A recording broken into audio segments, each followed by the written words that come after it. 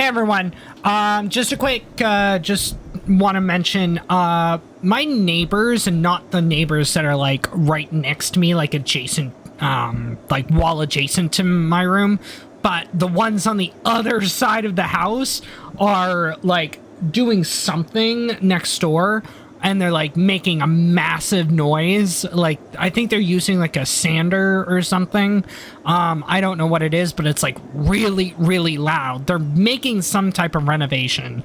Honestly, I was saying to Matt and Sean that, I think they're, like, flipping the house next door, so it's potentially, they're potentially just flipping it or something. Oh, oh, God. We're already dropping frames. Hopefully it won't be too much, but let's see. Oh my god, 3,300 frames dropped. Hopefully the thing doesn't disconnect, but oh god, I really hope it doesn't. But anyway, yeah, if you hear the sound, sorry about it. I can't really do much about it. It's the neighbor. They're really loud, and even though it's like, you know, on the other side of the house, it doesn't really help the fact, because like whatever they're using is just like extremely loud.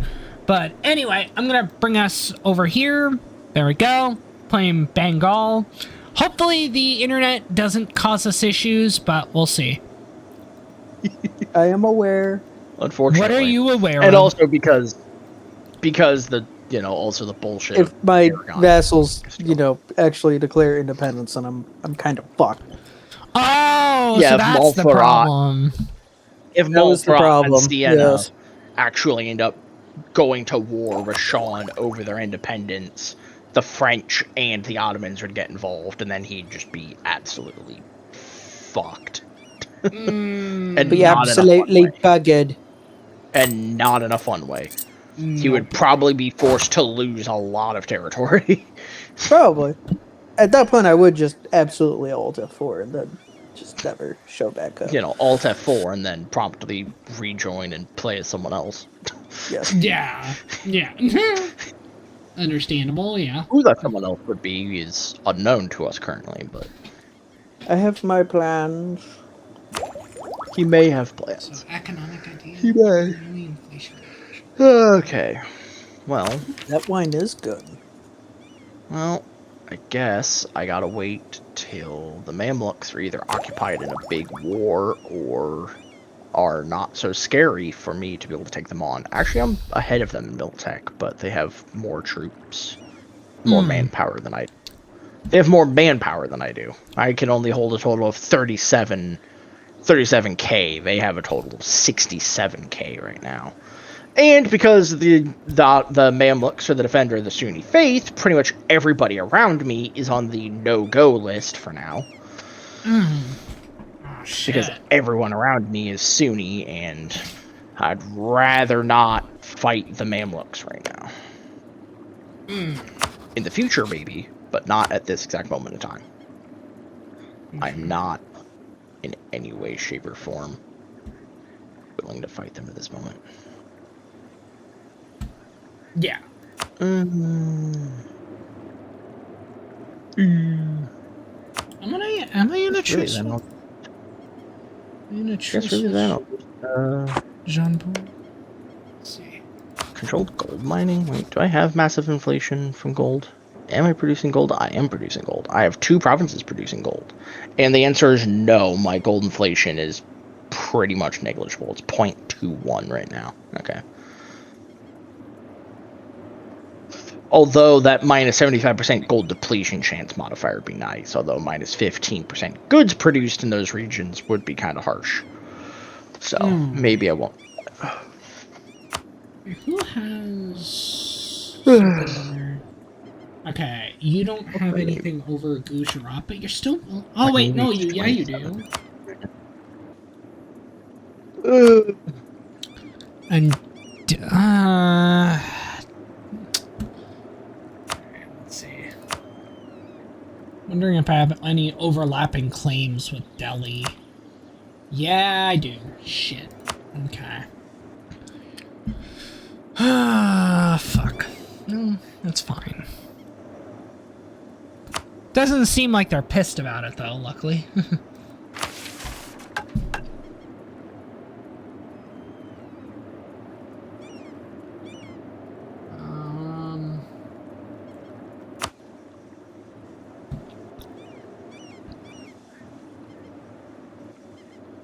But yeah, I'm ready to go whenever you guys are. Yeah.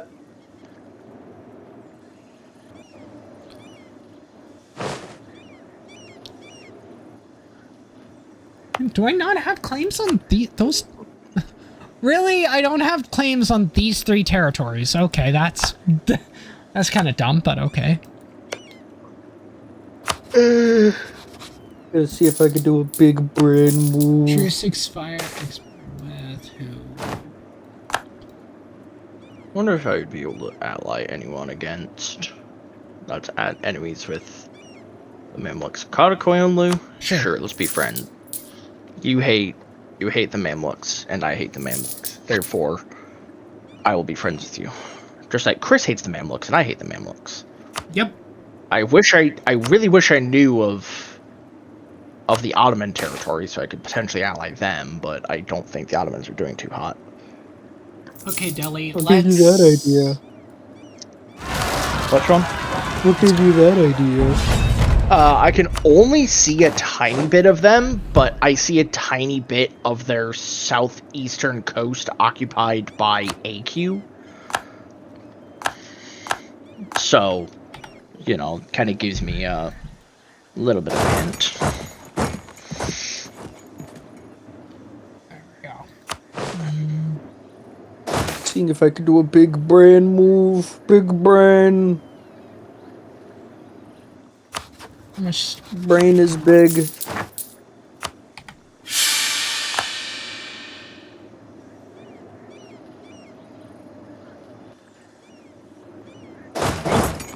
No. Motherfucker, really? Wow. That sucks. Wow. Motherfucker.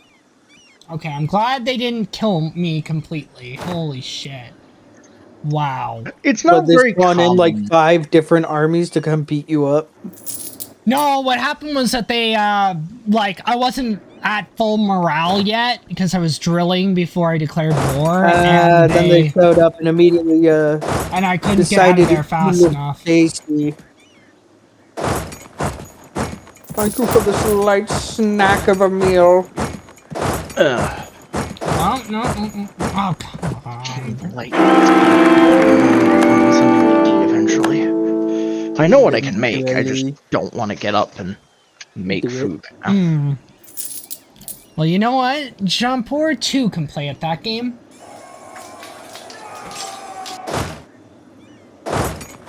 Ha! It's like, if you're gonna play dirty, I can play twice as dirty. Bachmanis, I don't need a friggin' loan. I appreciate the offer, but I don't need a loan.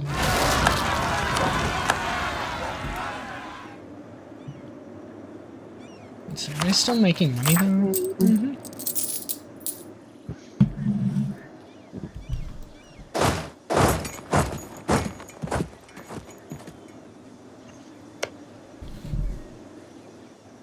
Oh god. See, I knew they'd do this crap.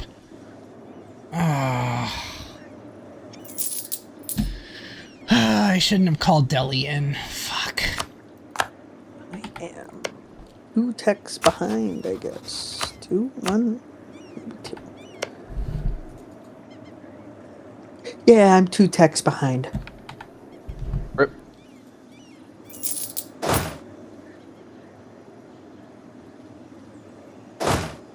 I'm just buying maps from random people that I can. Although there's not many maps I can buy in the first place. Sadly. That annoys the crap out of me that I can't demand my ally give me the territory that it's occupied. Ugh. Yeah. I feel that. Yay, I now know more of the Eastern Indian Ocean. For what purpose do I need to know that? I don't know. But Raisin Bran. I know it now, so that's the most important part. Oh, my leader finally died. Oh my god. Our royal marriage with Ethiopia has ended. It's over. It's over. My new leader is 64.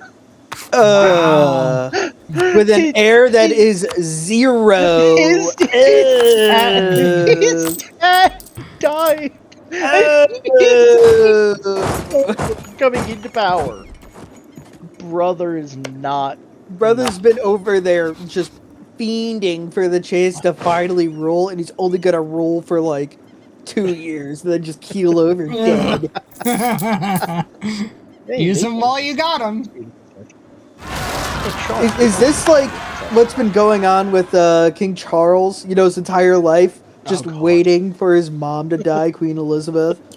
Finally gets in, and within the year, and he only has like a couple decades left. I'm pretty sure King Charles has cancer. I thought I heard something that he might have like hand cancer or something. He has some sort of cancer, from what I was hearing. And they said that they're not going with chemotherapy. They're doing some like bogus shit. Yes, it doesn't surprise me because Prince Charles is a very like RFK type guy. He doesn't go for mainstream medicine. He goes for weird alternative, therapy type, of not actually approved by any sort of medical board. It's a little strange, but hey. If that's what he likes, that's what he likes, I guess. Fucking weird. Bought the map of Malaya off QQ. Somehow I was able to get the map of Malaya, even though I'm nowhere near Malaysia. I blew up Malaysia. I can buy another map of Chris. I'll buy the map of Corson. Sure. I like just getting random maps off people. Because it really doesn't affect me at all. It's just, use as hey, your cool, more admin random power. No, it doesn't even do anything. It's just, oh hey, more random fucking provinces that I know because reasons, I guess. Okay, I guess my big brain move didn't work. Why? What? Big move. I was thinking if I improve relations with France and the Ottomans, they might rescind their support independence because No. we like these guys now. The only way that would happen is if you end up allying them, which I can't because I'm rivaled with France. Me on my end, it's a one-sided rivalry, and the Ottomans are hostile towards me. Yeah. I really wish I was just hoping to get France to friendly relations, and then maybe they would rescind it.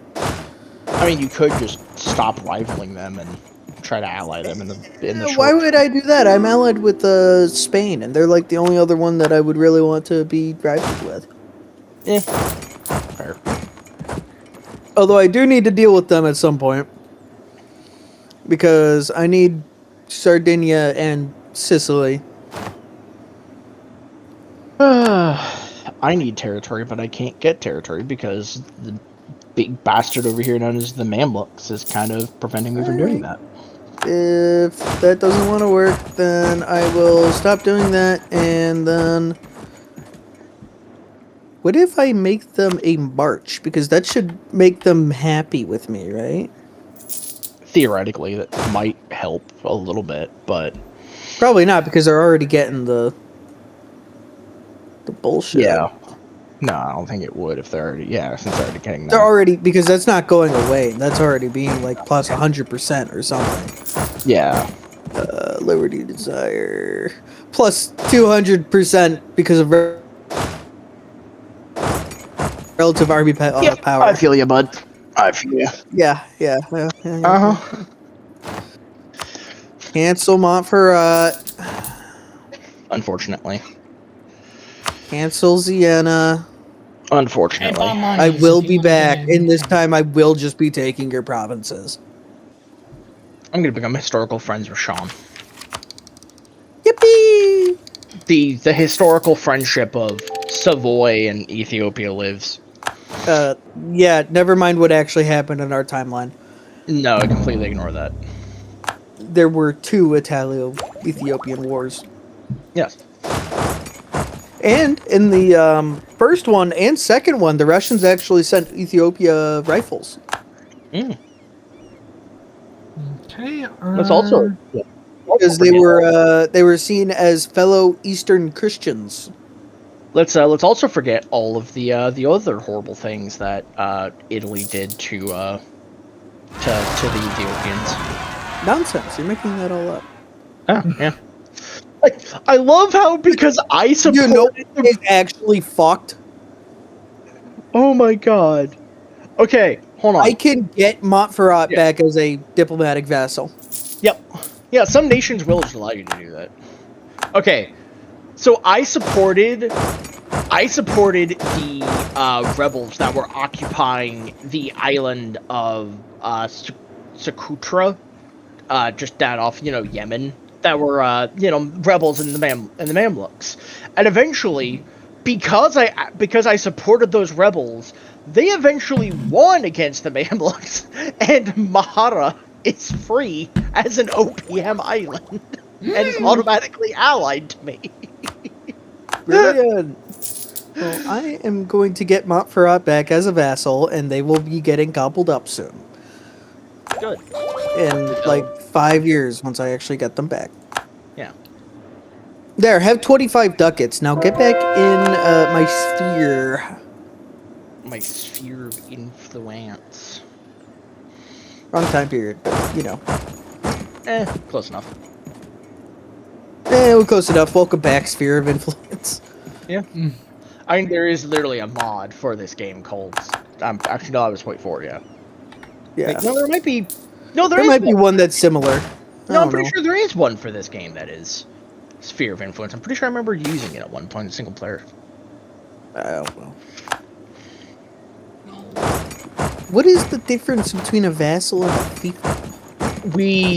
A fiefdom is like has lower liberty desire and doesn't normally join its overlord's war, but can be called to arm in exchange for increased liberty desire. Yeah. It pays more money to its overlord, and the overlord can demand troops from it. Yes. Furthermore, it has increased tax income and decreased culture conversion costs, granting its overlord the same. Yes. So it's a different type of better, slightly better, slightly worse. It takes 25 years to take it rather than almost like a personal union versus a vassal. Yeah, like a vassal. Yeah, I mean, I wouldn't say no to that because why not? It's more money technically. So Ajam and the Timmy Tim Tims are at war with the Mamluks right now. I could wait 25 years to do that.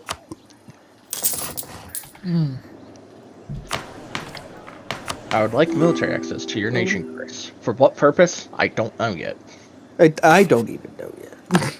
But I don't even know yet. I just want military access. So I can, I don't know.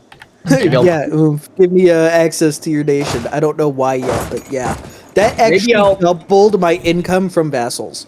Maybe I'll move like 3 troops over just to buy maps of areas. Buy maps of areas I don't know yet.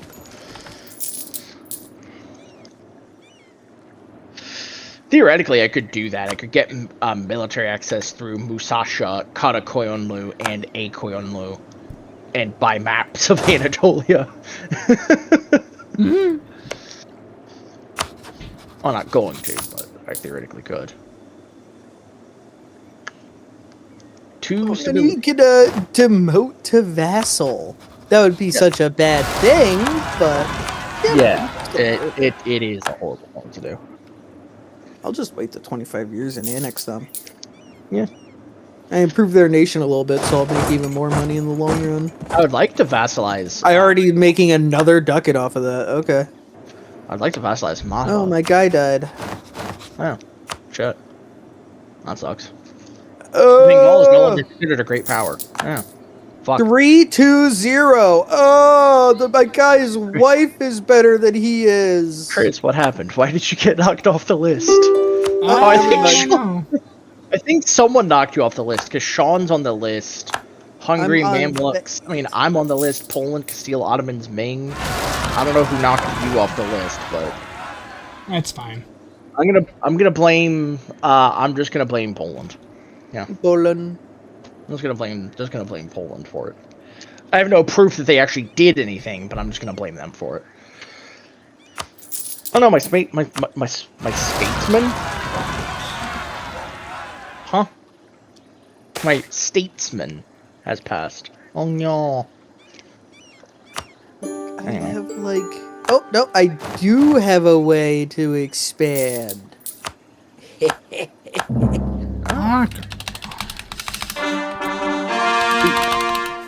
Yes. Oh, cool. I was over here wondering, like, what the fuck am I gonna do? It turns out that attacking Naples is the way to go because they have an excommunicated ruler, which means I can take Mantova and Ferrara, which also means that brings me to war with Milan, which I could full annex. Instead of Montoya, I thought you said Manitoba, and I was thinking Manitoba? Canada? It is Mantova. It is Mantova. No, I know. Never mind. Sure. You're gonna have to dumb it down for me, big dog. I thought you said Manitoba, like Canada, like Canada. Not Mantova, but Manitoba, and I thought my brain interpreted that as Manitoba. I was like, it's like, how the fuck are you gonna get part of Canada from going to war with Naples? It's a little strange about it, but you can do it. See, I don't understand, why do I have to have troops in a certain region to steal maps of that region from a nation? That is a good question. Like, why do I have to have troops near Anatolia to steal maps of Anatolia from the Mamluks? I'm stealing them. I don't hold it. I don't. My military guy just died, and he gave me like good things. Okay, there, discipline. I'll go take a discipline advisor. Discipline. Discipline. I really just You will be disciplined. I actually just straight do with Mamluks. Well, yeah. Well, yeah, mate. What you know? I want them to be in like some big war that they're going to be distracted with, but they're only fighting in these small wars. They're in the middle of Karakoyunlu's territory, but I don't trust it. I don't trust it. I kind of figure they probably have a lot more troops that are around.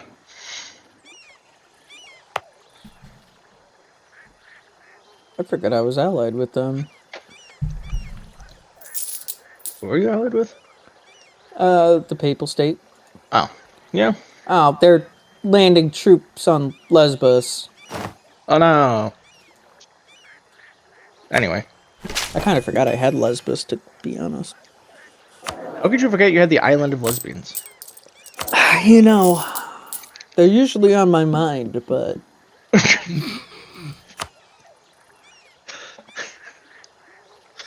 The island of lesbians is usually on his mind. You heard it here first. More like the people that are on the island, but yeah.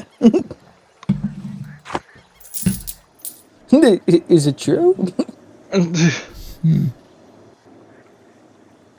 The Italian Wars. War has come to Italy. I think war had already came to Italy, Naples. I think that ship had already passed. I thought that already happened. I mean, I'm right here.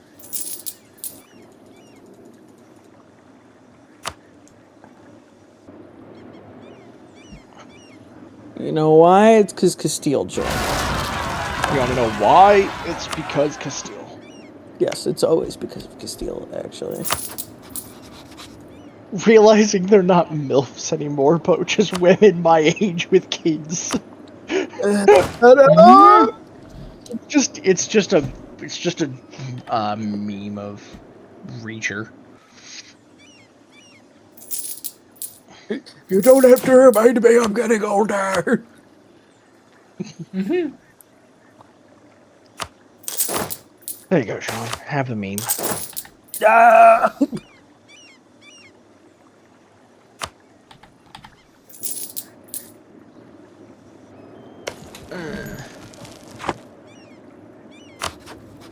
I guess put some of these points to use in devs in one of my provinces.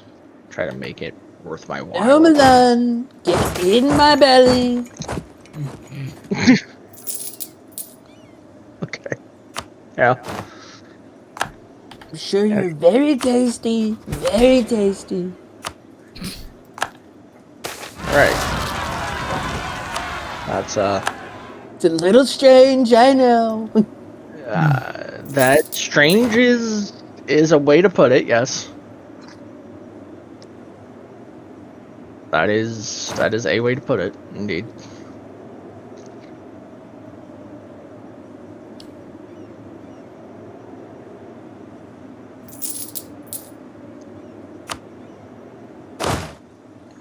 Provincial unrest in Beja. Why? Why are you like this? Why are you constantly trying to revolt? Stop that. Sure, the people are revolting, like their food, am I right? Lol. Lol, Lamau. Like their food, am I right? Lol. True. Fact checked. True. It's so true, Oomphy. So true. So true. Trading in coffee happened towards institution spread, plus 5%. Yay. I am trading in coffee, even though I thought I already was, but I guess I have enough production of it now. Yay. Yep. Yep. I want to point out, that's all your microphone picked up, Sean. It was just, yep. That's all I said. Okay. Good to know.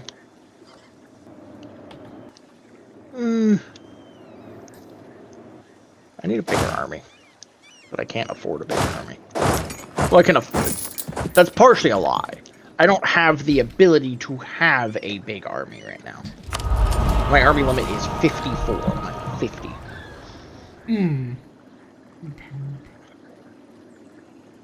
Reminds me, I should probably get a little bit of artillery. So I can get artillery.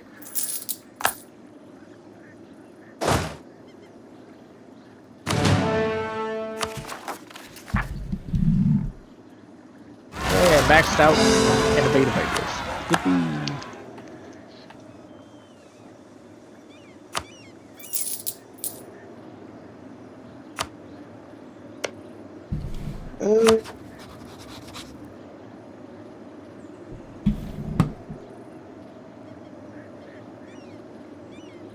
Coin only wants 77 ducats in exchange for favors. Sure. Why not? I'm making 23 ducats a month. That's pretty good. Nice. That's pretty good.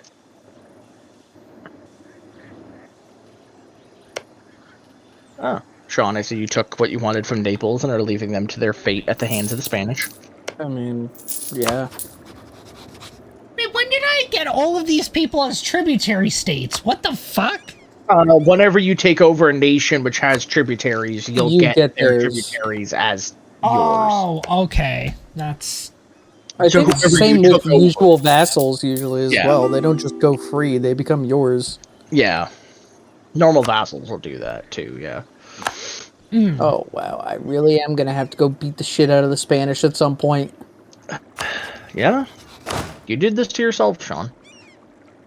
Ish. That was going to happen anyway.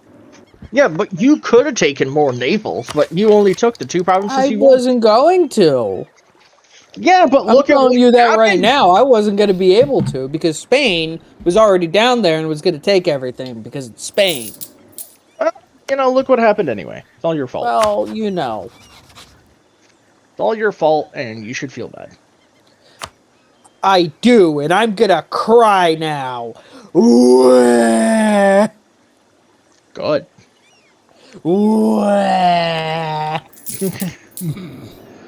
Cry some more.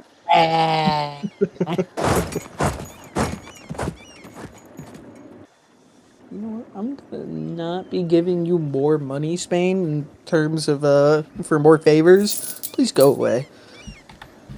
I'm gonna stay allied with you because I can probably use you, but after France is dealt with.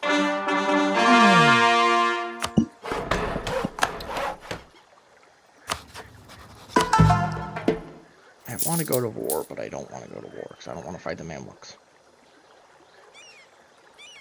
But I know I'm going to have to anyway. It's just a matter of when. Oh, well. Oh my god, again? If I want to go to war with France, I'd have to go to war with Hungary as well. Wouldn't be the first time the Italians and the Hungarians fought each other.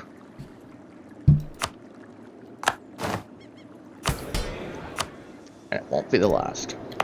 Poland is 264 ducats in debt and would not join I this don't war. have missionaries to send. I canceled. Oh, that's why. Okay. I like keeping my missionaries on just the autonomous thing, so they just kind of do their. Yeah, their but I things have out. to. I have to convert a specific region. Oh It yeah, no, I keeps- do that too. Yeah. Okay. There we go. Now can I please? I have to do it for a mission. There we go. It's okay, Warhammer. Everyone's racist against at least one alien race. Mass Effect. Not me. Batarians. Where? Everyone's racist against Batarians. It came for free. What? Everyone hates the Batarians. Even the Batarians! And you can't tell me I'm wrong there. And that's pretty cool.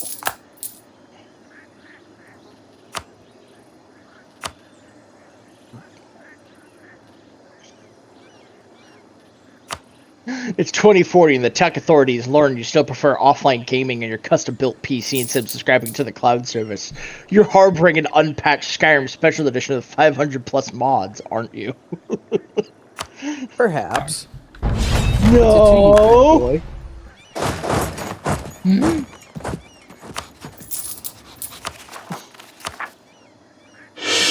No, I'm not. No, you can't prove anything. What's it to you, boy? Can't prove anything. Are those I'm level innocent 4 until proven players? guilty. I'm innocent until proven guilty in a court of law.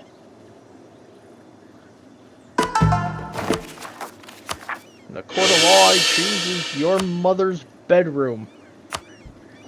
This AF. Mahara released Sakatora as an independent state. Oh, well, there goes Mahara. Okay, cool.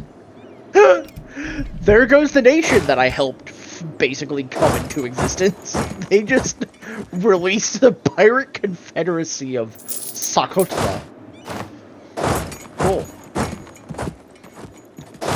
Love that.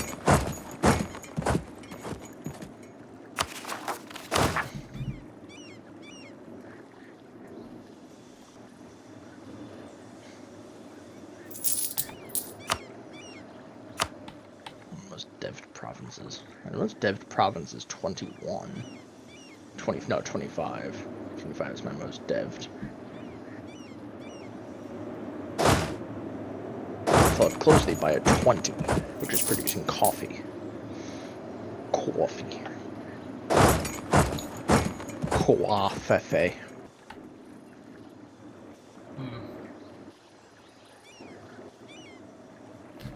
I feel like we all moved on from the coffee thing way too fast. Yeah. Way too fast. That was back in like 2016. Yeah, but I feel like we moved on past it way too quickly. Like, I mean, we have bigger things to worry about now, but like, maybe after all this... Memes go out of style in like a week now. And you're focused on Covfefe?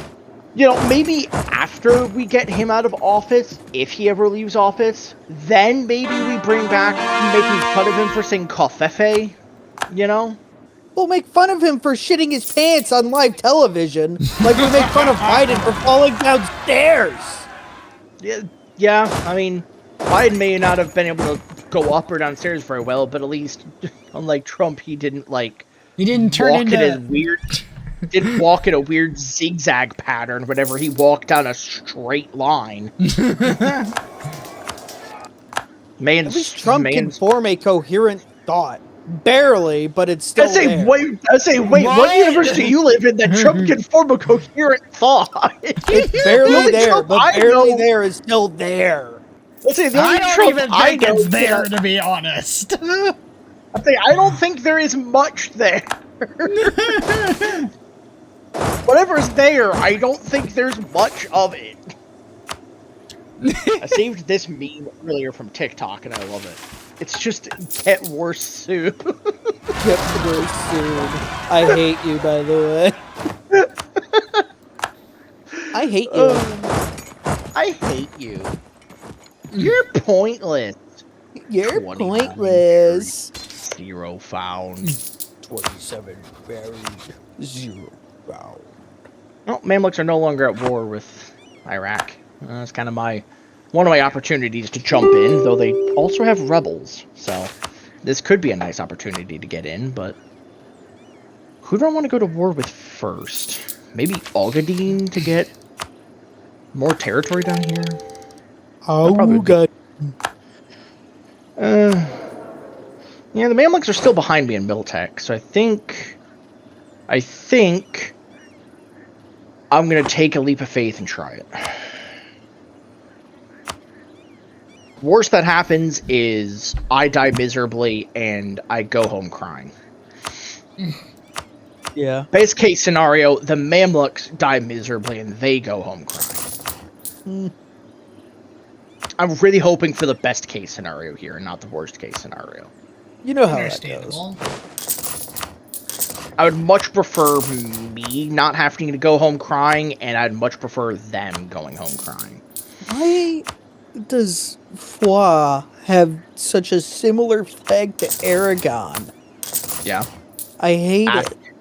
Ask the same thing to Romania and Chad. That's strange, I know. I mean, Foix and Aragon are like right across from each other, across the Pyrenees, so that makes more sense, but like that? I don't know. Cote d'Ivoire, why they just bummed Ireland's flag. Well, to be fair, Chad also, like I mentioned, has Romania's flag, but slightly darker. This is no, sir. You don't have to. Or, which, I don't know, I can't remember which way it went. You know. Whether Chad's flag is a lighter color or a darker color, I cannot remember. Chad's flag is a flag of all flags. Couldn't you say that about most of them? Yes. Yeah, fair. Hey, fair enough. To be fair, there's really just like... Austria hold! Austria hold! Austria hold! Just huddle! Huddle! Those are Mamluks in my territory. Hello! Oh god, you're still beating me because you're like 2 tech levels ahead of me.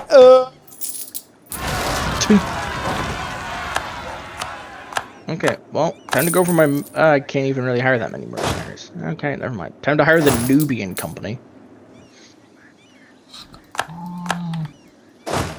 Castile, could you maybe help?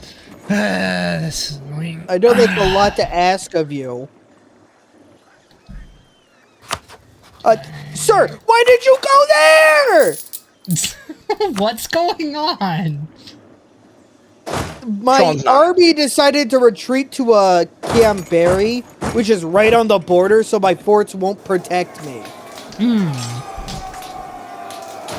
Asshole! Malaka.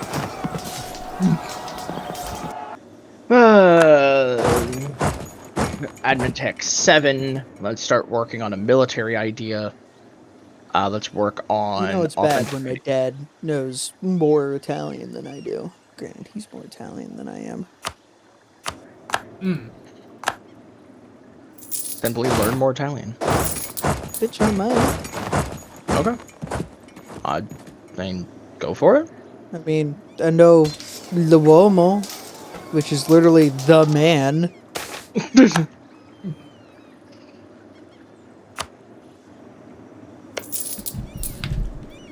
Then what is the woman? I don't remember that one. Yeah, shit. I know Ben in Irish is the woman. He knows Irish. He knows Yeah. Gaelic. Know a bit. I don't know Fair any. is man. Well, your little bit is more than I know, which is pretty much nothing. So.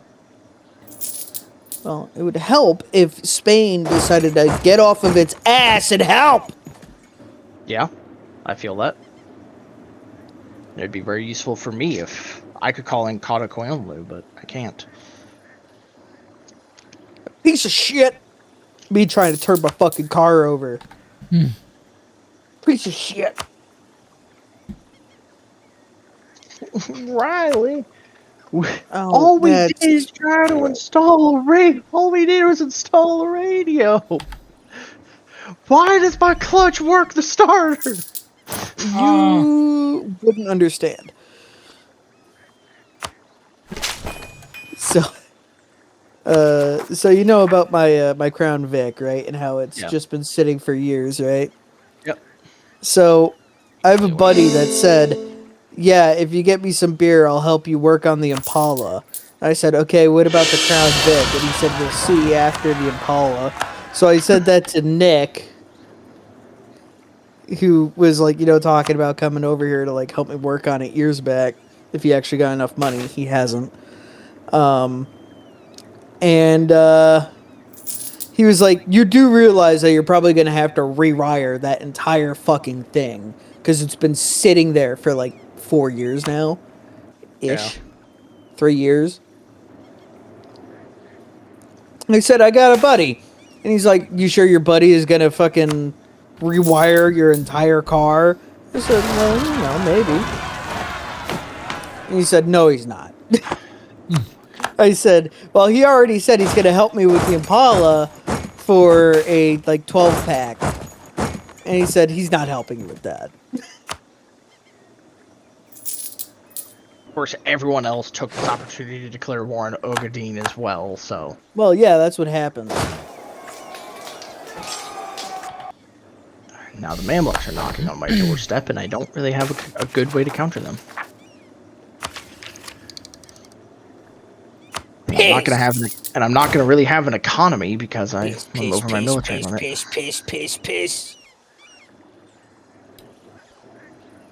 Oh, that's not good. Oh, that's bad. Oh, it's really bad.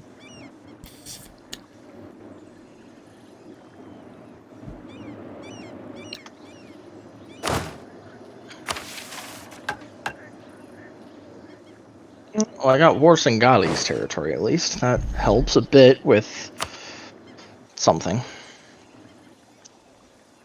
Come on, retreat! Retreat! This is not gonna be good. I hate this game sometimes. Yeah, you're telling me. They decided to retreat for one province, is still in French territory, and now they're going back to Cambrai. Yeah. Castile and everyone are decidedly not helpful.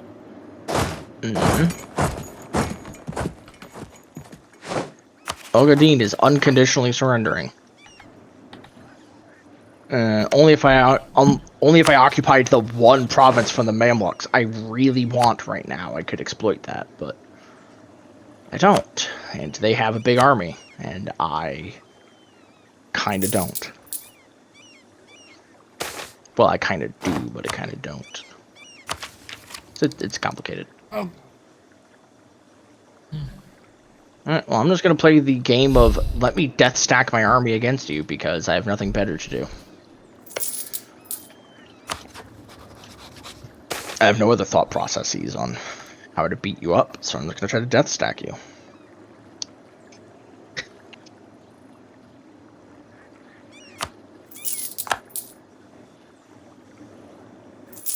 I don't even know if it's gonna work. I hope it does, but... Oh yeah, okay, that worked. Worked in that one fight, at least. Okay. I might have a chance now. Alright, I just got Hungary out of the war for one province. It's going to hopefully help us. Nice. Brings their army out of the battle, at least. Yeah. Alright, time to make my way back over there.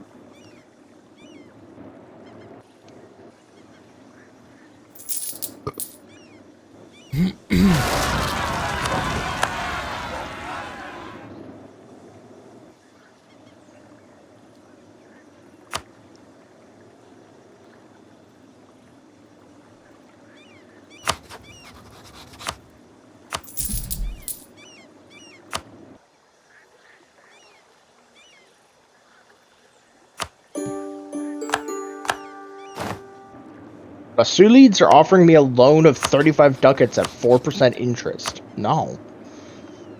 It's a horrible deal. Why would I take that? Not taking your shitty 4% interest loan. I don't even need a loan in the first place. Where's one of my general? Buff monies? No. I'm not doing this bullshit with you constantly. I have to break your shit. I have to eventually go to war with you anyway, so no. No! Wrong button. Fucking...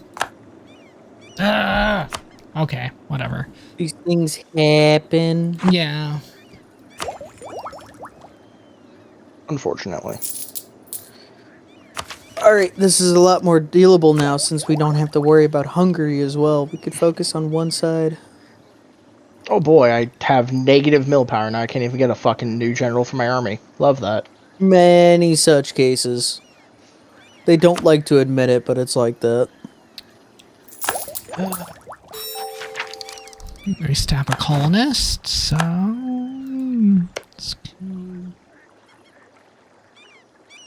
Oh, we need to have a...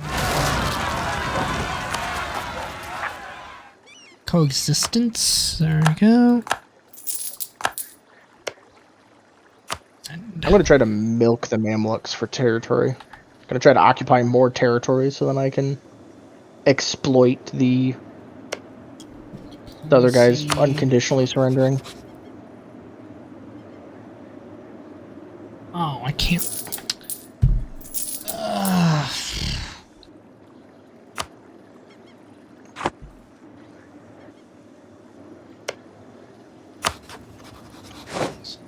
Truce at the bump monies until 1501. 6 years. Shouldn't be too bad. Do you guys know of the little scheme that Italy kind of has going on? No, not really. So, I don't know much of anything going on. So they have this thing where, you know, they have all these abandoned castles in the countryside of, like, you know, Tuscany and everything. Yeah. They will give it to you, but you have to refurbish it and actually, like, use it as, you know, for ventures. But it's also the land surrounding it. So if you get it and, like, you know, the land around it is, you know, vineyards, you get those vineyards. And then you could put your castle's name on the wine. But it would cost so much to refurbish that it's not even funny. Yeah. But I mean, if you're able to do it, then you can turn your castle into, like, you know, like a hotel. You know, get the castle experience while you're visiting Tuscany or whatever, and then also make wine and stuff. So if anyone has a couple of $1 million and wants to go in with me, we can do that. I really would love to be able to get up to Egypt, Cairo, and take Cairo and occupy it. But I know for a fucking fact that's not going to happen. We could make some really quality wine, you know? I'm just saying. Yeah. I wish. Why would I, the man who doesn't even drink booze, want to make booze? Because it makes you money? Can make money by, you know.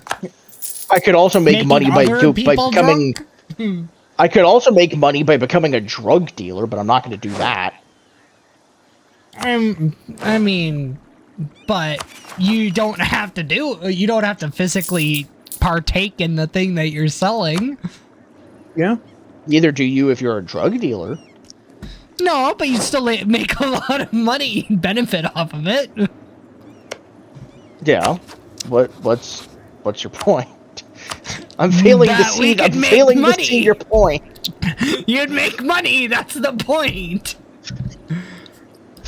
There's other ways to make money that don't involve giving people things that are killing more people than not. Yeah, that's right. I was doing that because I thought it was funny. No, we just wanted to market it to those like 40-year-old moms who just need to have those like wine at 5 p.m. type of people, you know? It's like, it's those 40-year-old moms who like to post those wine at 5 p.m. memes. I just got home, but I already have to start drinking. It's like, you know those types of people that post those, like, it's wine o'clock type memes? Yeah, yes. Yeah.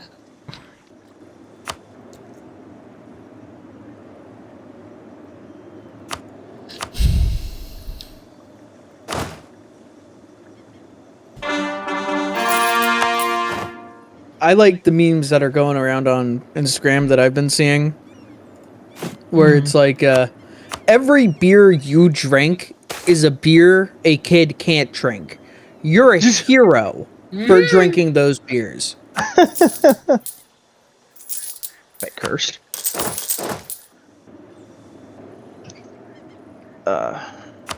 Who knew to beat the Mamluks all I needed to do was death stack my units?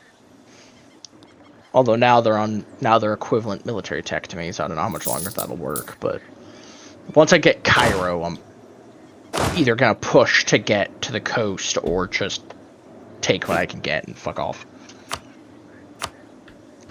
The more logical thing is to take what I can get and fuck off, but when have we ever known EU4 players to be logical? True, yeah. We're greedy shits, and we know it. Yeah. Yep.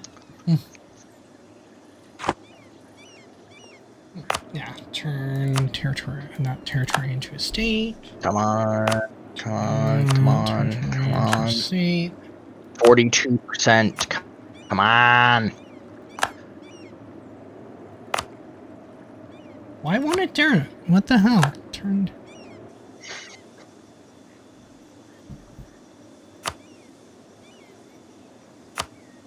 Oh, Chris is left.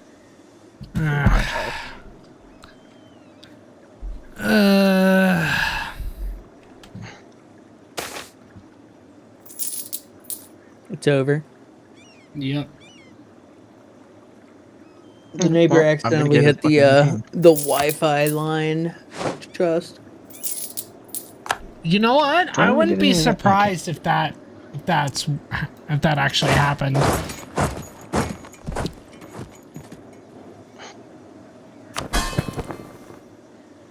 Where the fuck is Pate?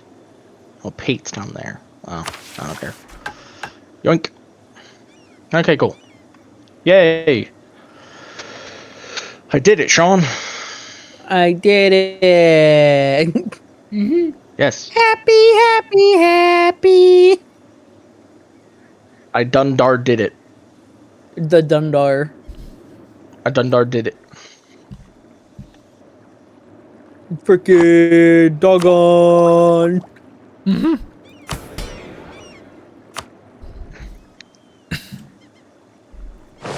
Oh boy, that was bit annoying. You have enough force limit for all of those troops? No. Okay. I was about to start freaking the fuck out.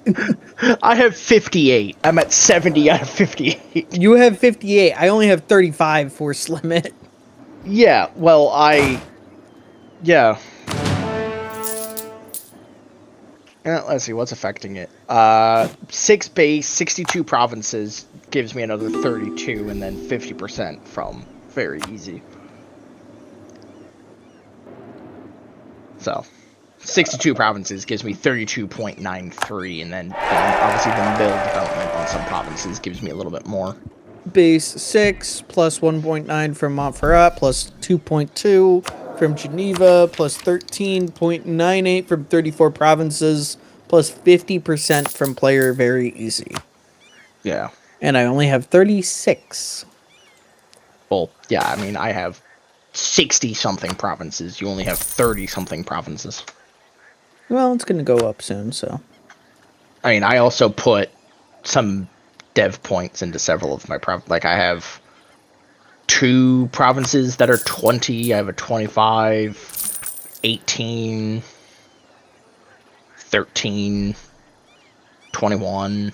I have several provinces that have decent enough development that I'm getting some bonus from that as well. Because if you put in mill points to dev, you get some. You get some force limit from your province. Yeah. Well, I just took a lot of provinces, so from France because I don't give a fuck about Spain. Yeah, not right now anyway. I don't care. Don't give a fuck about Spain right now. They're lucky well, they got to give a fuck. You'll have to province. So you'll have to. I am in fact rivaling them now because I got what I wanted from them, and now I want Italy, Sardinia, Sicily, the Baleares. He wants everything, yeah.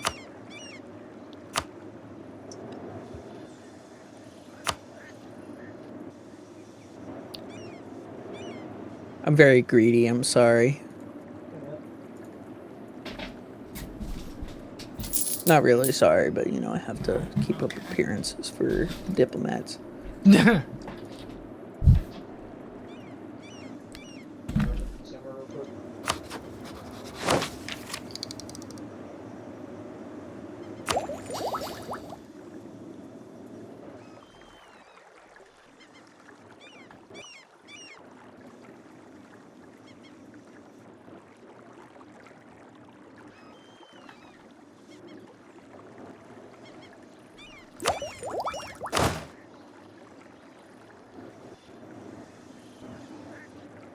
Okay, I'm gonna have to go AFK for a bit. Me and my brother are gonna run up and get something kind of just quick and cheap for dinner and bring it back. So okay. Yeah. Boy. All right, sounds good. I will put us on intermission. And I will. I'll be back.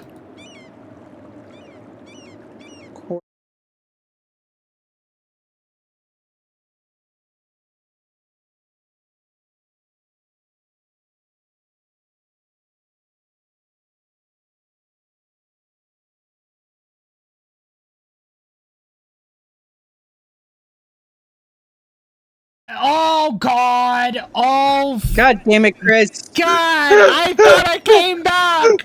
Oh my God! We've been last like fucking hour, 45 minutes, and Chris, and they've just. I mean, I don't think anyone's watching other than me, but it's just been a fucking intermission. Oh my God! They've just if anyone tuned in, they're just hearing us talk about bullshit, and they're like, "There's still intermission." Okay, I'm not listening. Nobody's heard anything. It's been muted. Makes it even better.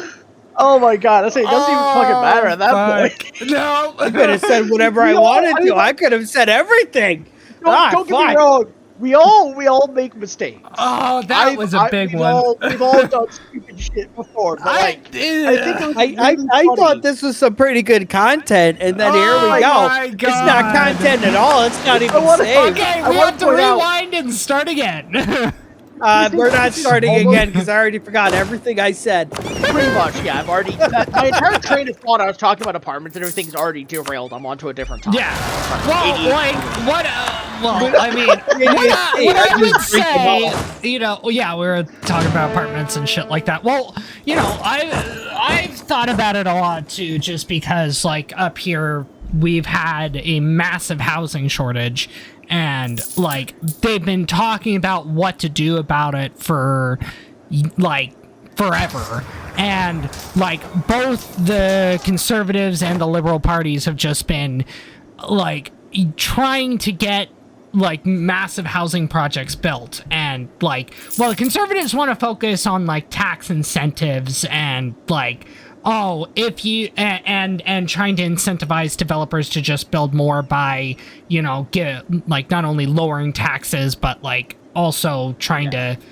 There's a bunch of different things that they're trying to do, but like the Carney in the last election was talking about like making like building these big like well okay not big but this big program where they would just mass build these type of like 1950s houses. I can't remember what they're called, but he just said fucking shitty fucking mass produced fucking houses. Yeah. Now my problem is now a lot of people will probably disagree with me, but I've always said to me you're not going to fix the problem by doing any of that. Because to me, the private housing market is the problem when it comes to the housing shortage. What you are trying to do is fix the problem with the problem. You're never going to find a solution to that because the thing is when you talk about like capitalism and the private market itself, you're focusing on demand and consumption. And the thing is that demand is focused on the monetary value of things. There is a separate thing that is need. What does society actually need?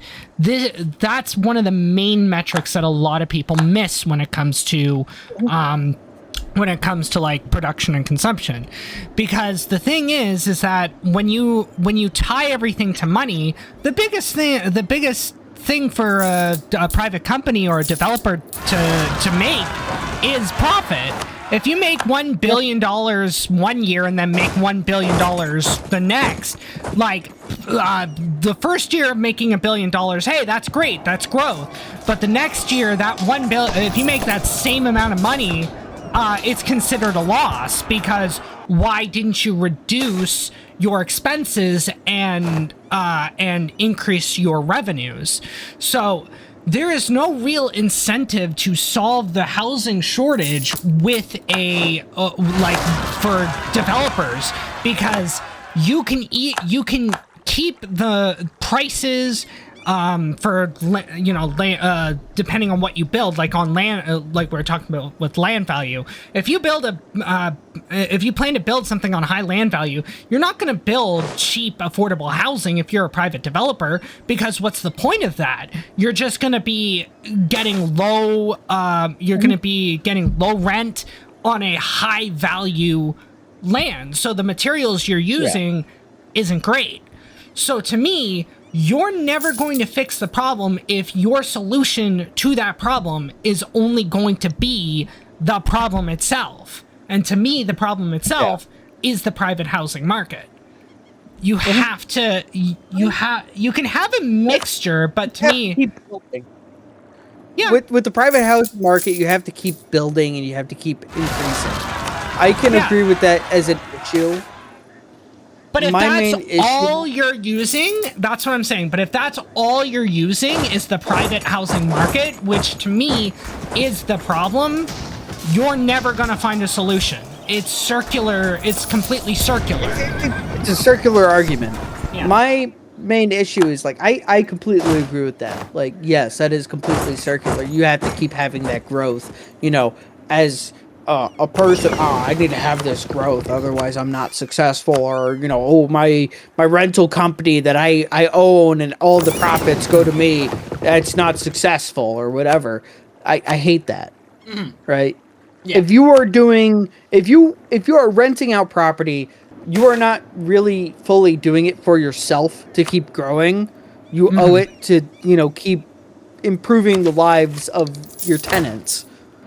Technically, your tenants, the people that go to you, just everything like that. Like, that is who you owe it to keep growing technically. Yeah. Because the more people you have, right? If you have more properties, you could probably overall just technically lower the value of each room just because you have all these people paying you. So you can keep that maintenance cost of what you have to do to maintain that building. And if you own the building, you could just live in the building and then rent out every other room, keep the best room for yourself, let's say. And then make sure everyone else has a livable room. That is something I have issues with capitalism. Yeah. But like, you could live in that building. You don't have to live in this mansion, right? Yeah, and if you live in the building and you go through it and you're like, oh wow, this floor looks like absolute ass. I better improve that because I live here as well.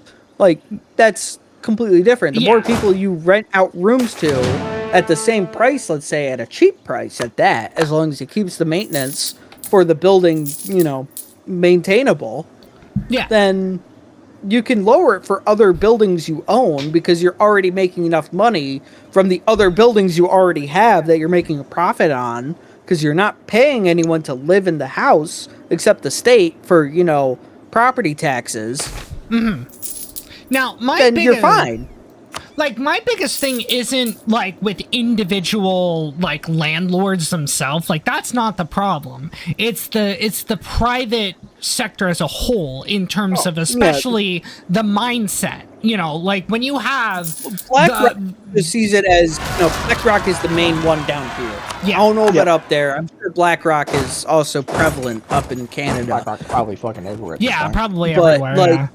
Like, they just charge exorbitant amounts. They'll go to people just on the, oh, you're selling your house, we want to buy it from you. You're asking like 100,000. We're gonna offer you 500,000 just to have that building, to then charge exorbitant prices for rent, so we can make back that 500,000. It's absolute bullshit. That should not be happening. Yeah, and on top of that, you also let companies off the hook too easily. Like, up here... Also, go ahead. For the quick interjection, BlackRock does have a significant presence in Canada, operating for over 30 years, offices in Toronto and Montreal. As a major asset manager, they provide investment, advisory, and risk management solutions, including managing the iShares suite of exchange-traded funds on the Toronto Stock Exchange. So they have been operating They have been there. There's like at least 25 to 30 million Canadians who work for BlackRock, so it's been about 30. It's about 30 years that BlackRock's been working in Canada, at least in Toronto and Montreal. I can't blame people for working for them because that's how they make their living, right? I have issues with the company. I could never have issues with the workers. Yeah, I mean, it's the same thing. They're doing their job. With the government versus issues with the population. It's like, I have issues with the Israeli government, but I don't want to say, but I'm not saying everyone from Israel is a problem. It's their government that is a problem.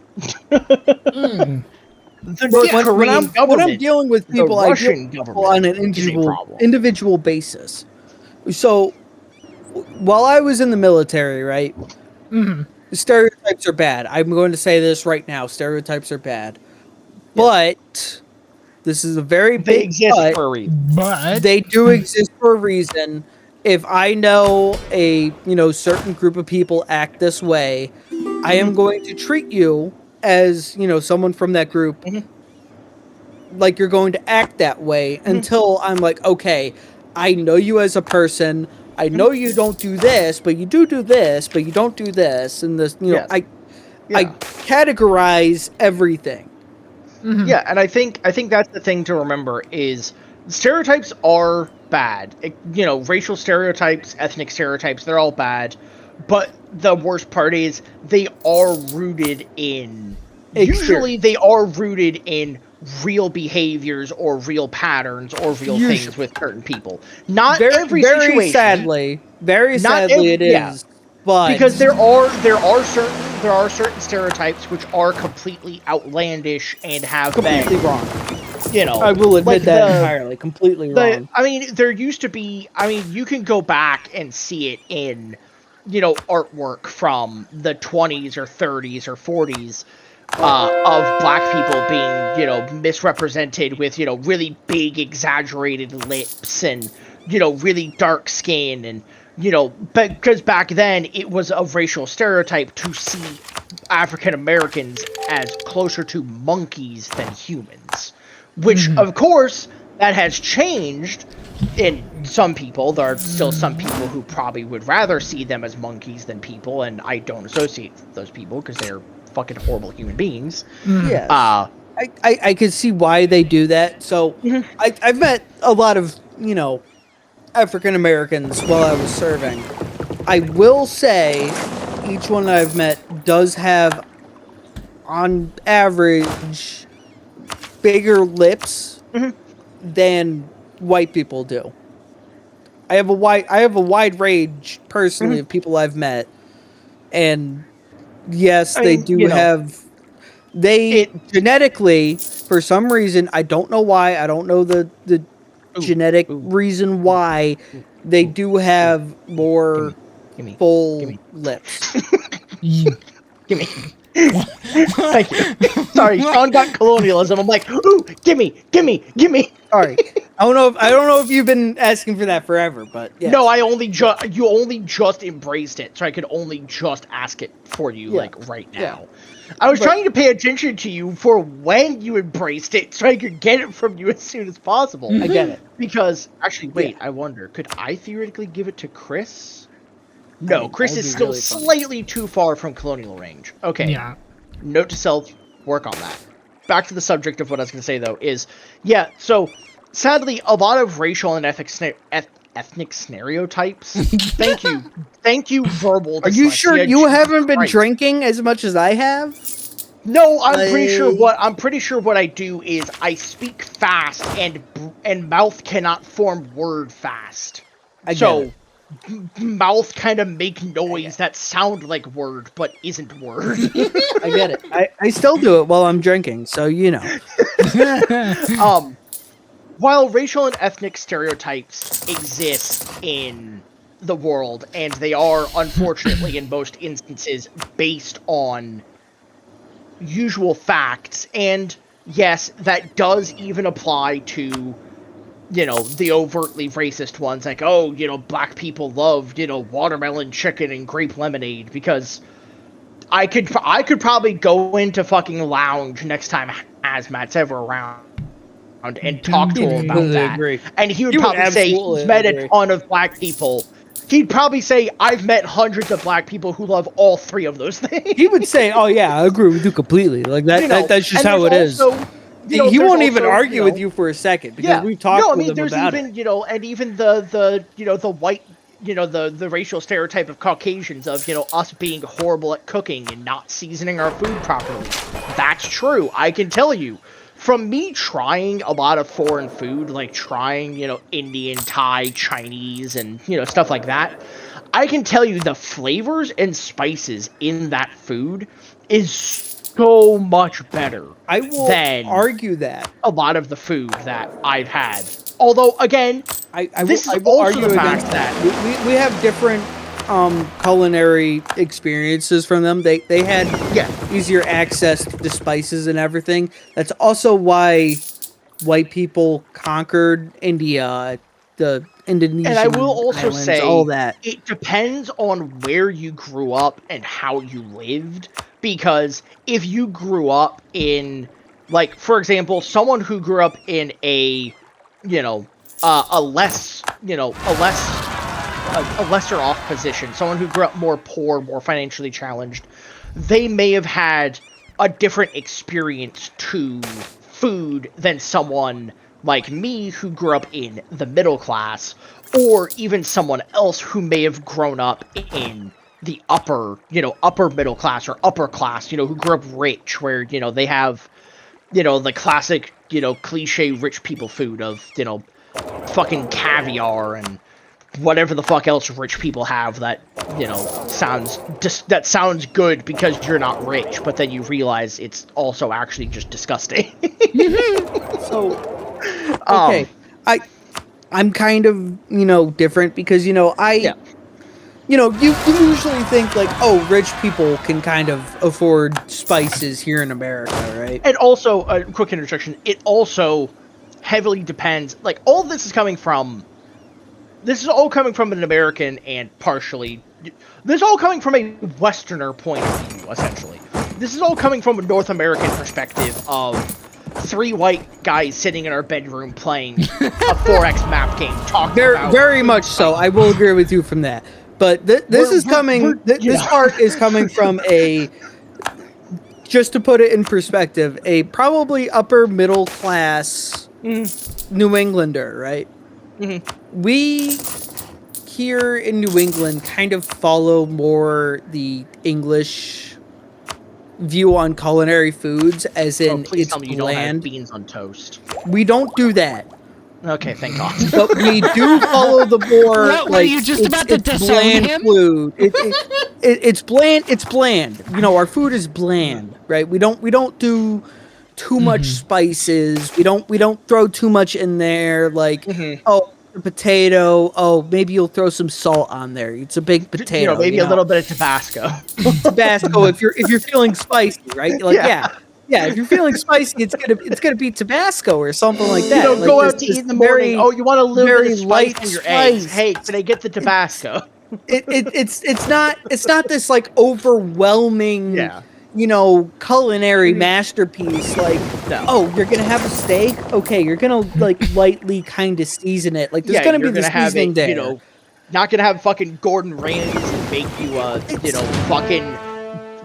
Pork fat braised in a fucking goose quail egg broth or some shit. It's not going to be like that. So, like, okay, maybe there are almost definitely some families up here that are like very rich. They're new money or something like that. They're definitely going to be doing stuff like that. You see it in like the in the Great Gatsby. Great Gatsby is kind of focused on 1920s-ish New England. There's literally I live within walking distance of like an actual almost like fucking mansion, and it's funny to me because I'm thinking I live in not a big city by comparison to Sean, but tiny compared to Chris. So it's one of those kind of in between. It's a city, but not like Toronto, but also not a fishing village. So I was talking with Chris before the stream started. I don't think this ever really got fully put out on the stream.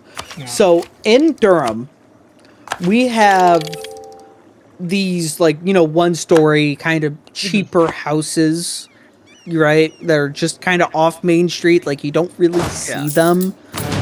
But so right down the road from me, so like like I said, I'm in the upper class, kind of upper middle class of our town. So if you go down my road, we're off of like a no lane road. So you go down, you take a right, pretty much. You go down that road, take another right, go up the hill.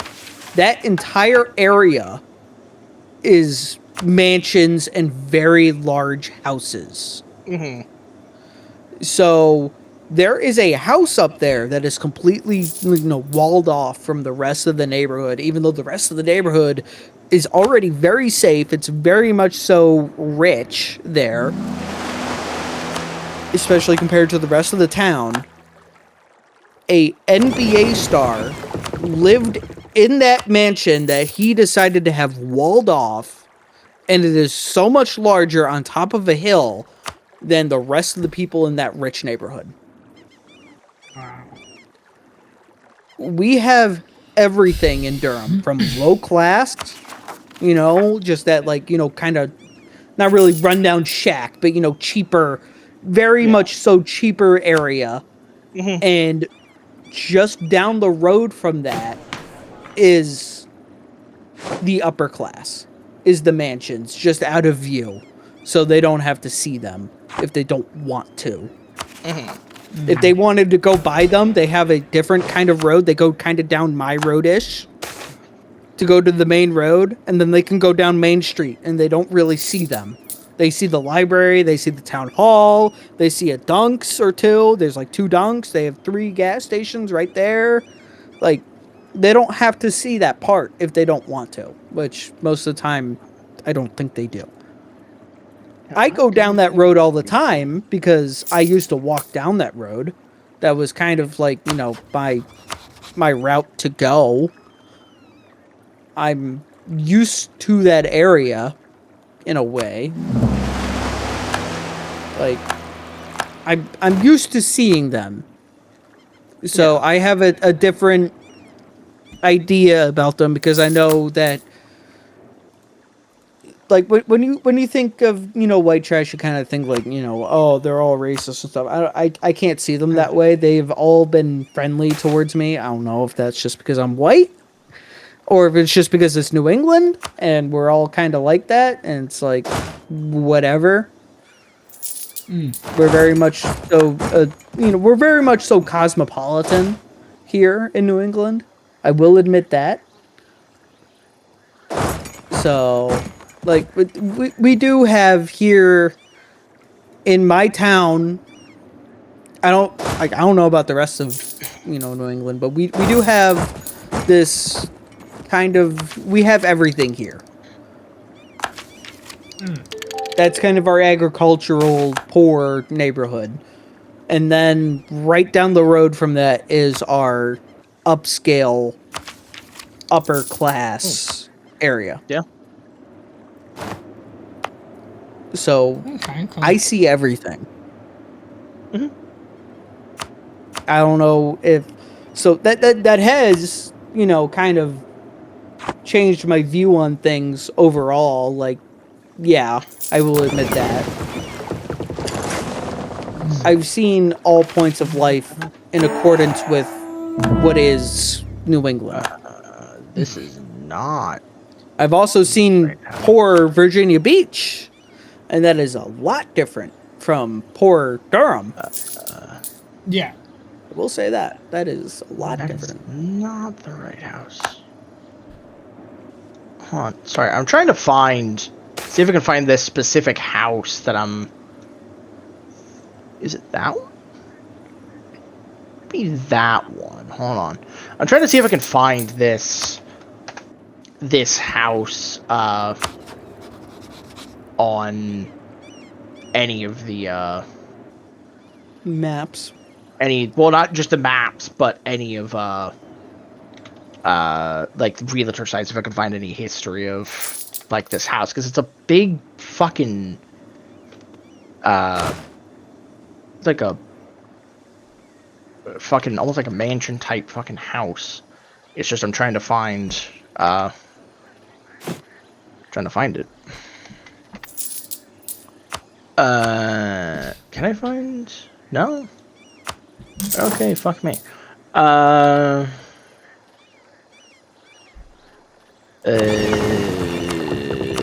Really quick, I'm gonna go use the head real quick. I'll be back. Okay. There it is. Okay. Wow, this place is fucking okay.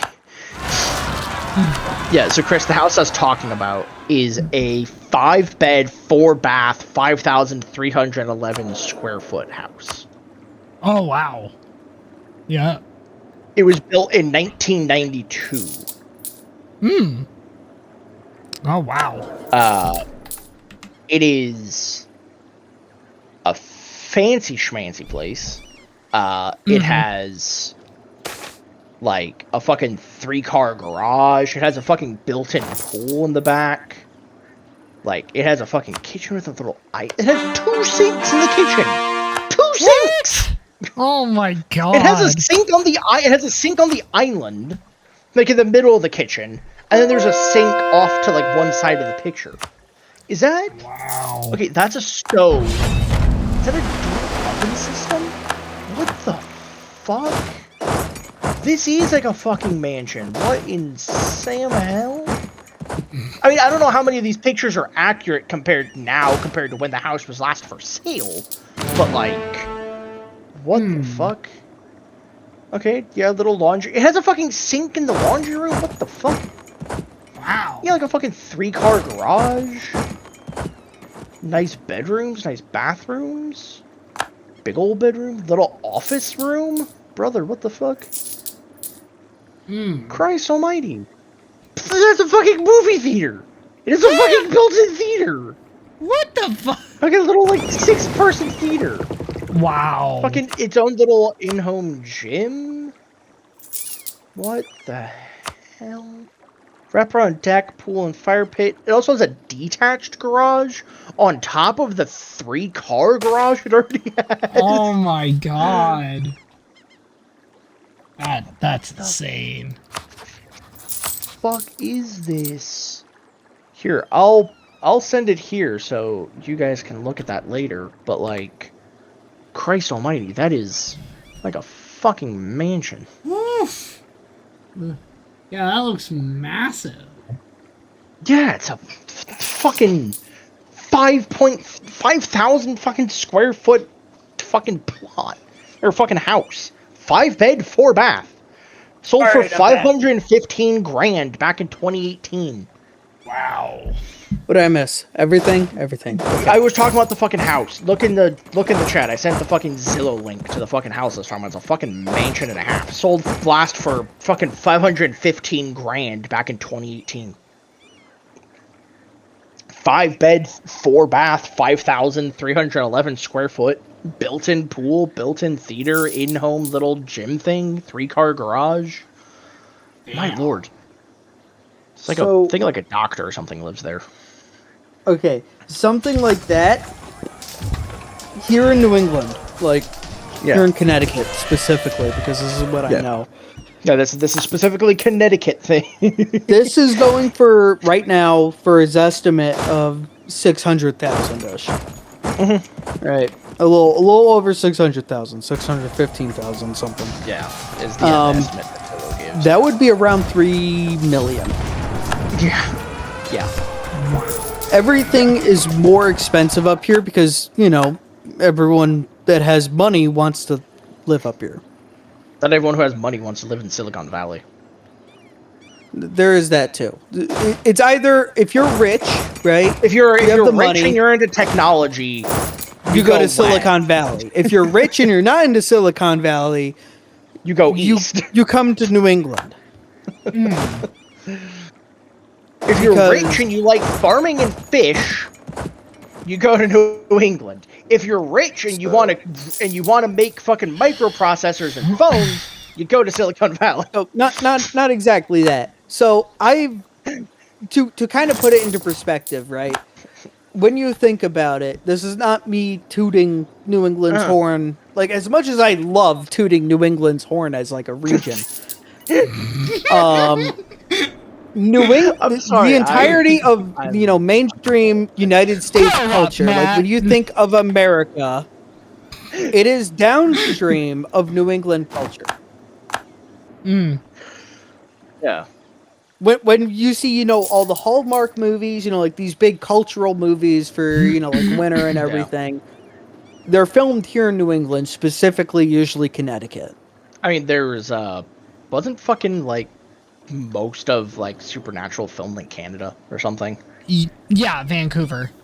Or it's kind of funny how like a good chunk of the show was just like, oh yeah, the show about 2 American brothers hunting demons and vampires and stuff. But what's funny is they actually broke the fourth wall. They actually broke the fourth wall with one of the episodes because it actually they one of the episodes they fell through, like they were sent to an alternate dimension where their lives were an actual TV show called Supernatural. Yeah, I remember that. Yeah, and then they were driving along this one road, and they were like, their driver asked them, "Okay, where do you want to go?" And they were going to go to one of their houses, and they're driving across, and through the window, like the window in the reflection, you could see the maple leaf flag, and on the sign it said "Welcome to Vancouver." And Dean leans over and he's like, "Dude, we're not even in America."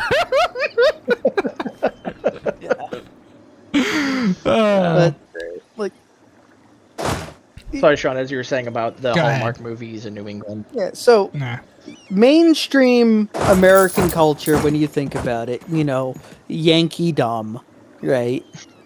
Yankee dumb. Yeah, it's New England. Yeah. So the rest of the world sees America like, oh, they call every single American Yankees, right? Mm-hmm. People from the South call anyone from the North Yankees. People from the North call people from New England Yankees. People from New England call Vermonters Yankees. Vermonters call anyone who eats pie for breakfast Yankees. I call those people weird. Yes. I actually said that one to Heinrich once, and he said, "I don't care what a Yankee calls a Yankee. You're a fucking Yankee. Shut up." People from Even Vermont though he usually calls me a Green Mountain Boy because that's better in his opinion than a Yankee, but that's neither here nor there. I think it's funny. It's funny as fuck. But why do I feel like half of these words could almost be used as slurs against Americans? Because usually they are. I mean, Yankee Doodle was a song which was made by the British making fun of Americans, and then we kind of went, yeah, it's kind of funny. Why not? Why not? It's funny as fuck. This is now our national anthem during the revolution. Like, yeah, we're all about this. You're just over there crying, like, no, we made that to make fun of you. Feel bad about yourselves. We're like, it's like how the right immediately adopted "Keep Your Rifle by Your Side" from Far Cry. Wasn't that literally a propaganda song too? It was a propaganda song of the Christian right that was being portrayed in that Far Cry game. Of the cult, yes. And then, they immediately were like, yeah, this is great. And then, everyone that did not agree with it was like, this is making fun of you. And they're like, yeah, we know. It's great. Thank you for making such a banger song for us. We would not have been able to make this ourselves. This is great. It's like I'm always, I'm pro Second Amendment. I'm pro people being able to have a gun. I'm not gonna say people shouldn't have guns, because I think if you want to own a gun for self-defense, or you want to own a gun to go out to the range and shoot or something, sure, as long as you can keep it, safe. As long as that's the big thing. Is that's another. I'm not going to get into the whole argument of gun control, but I think that's another thing of, kind of U.S. the divide between people in the U.S. is people. Certain people want to go, oh, the left wants to take away your guns, and we're like, no.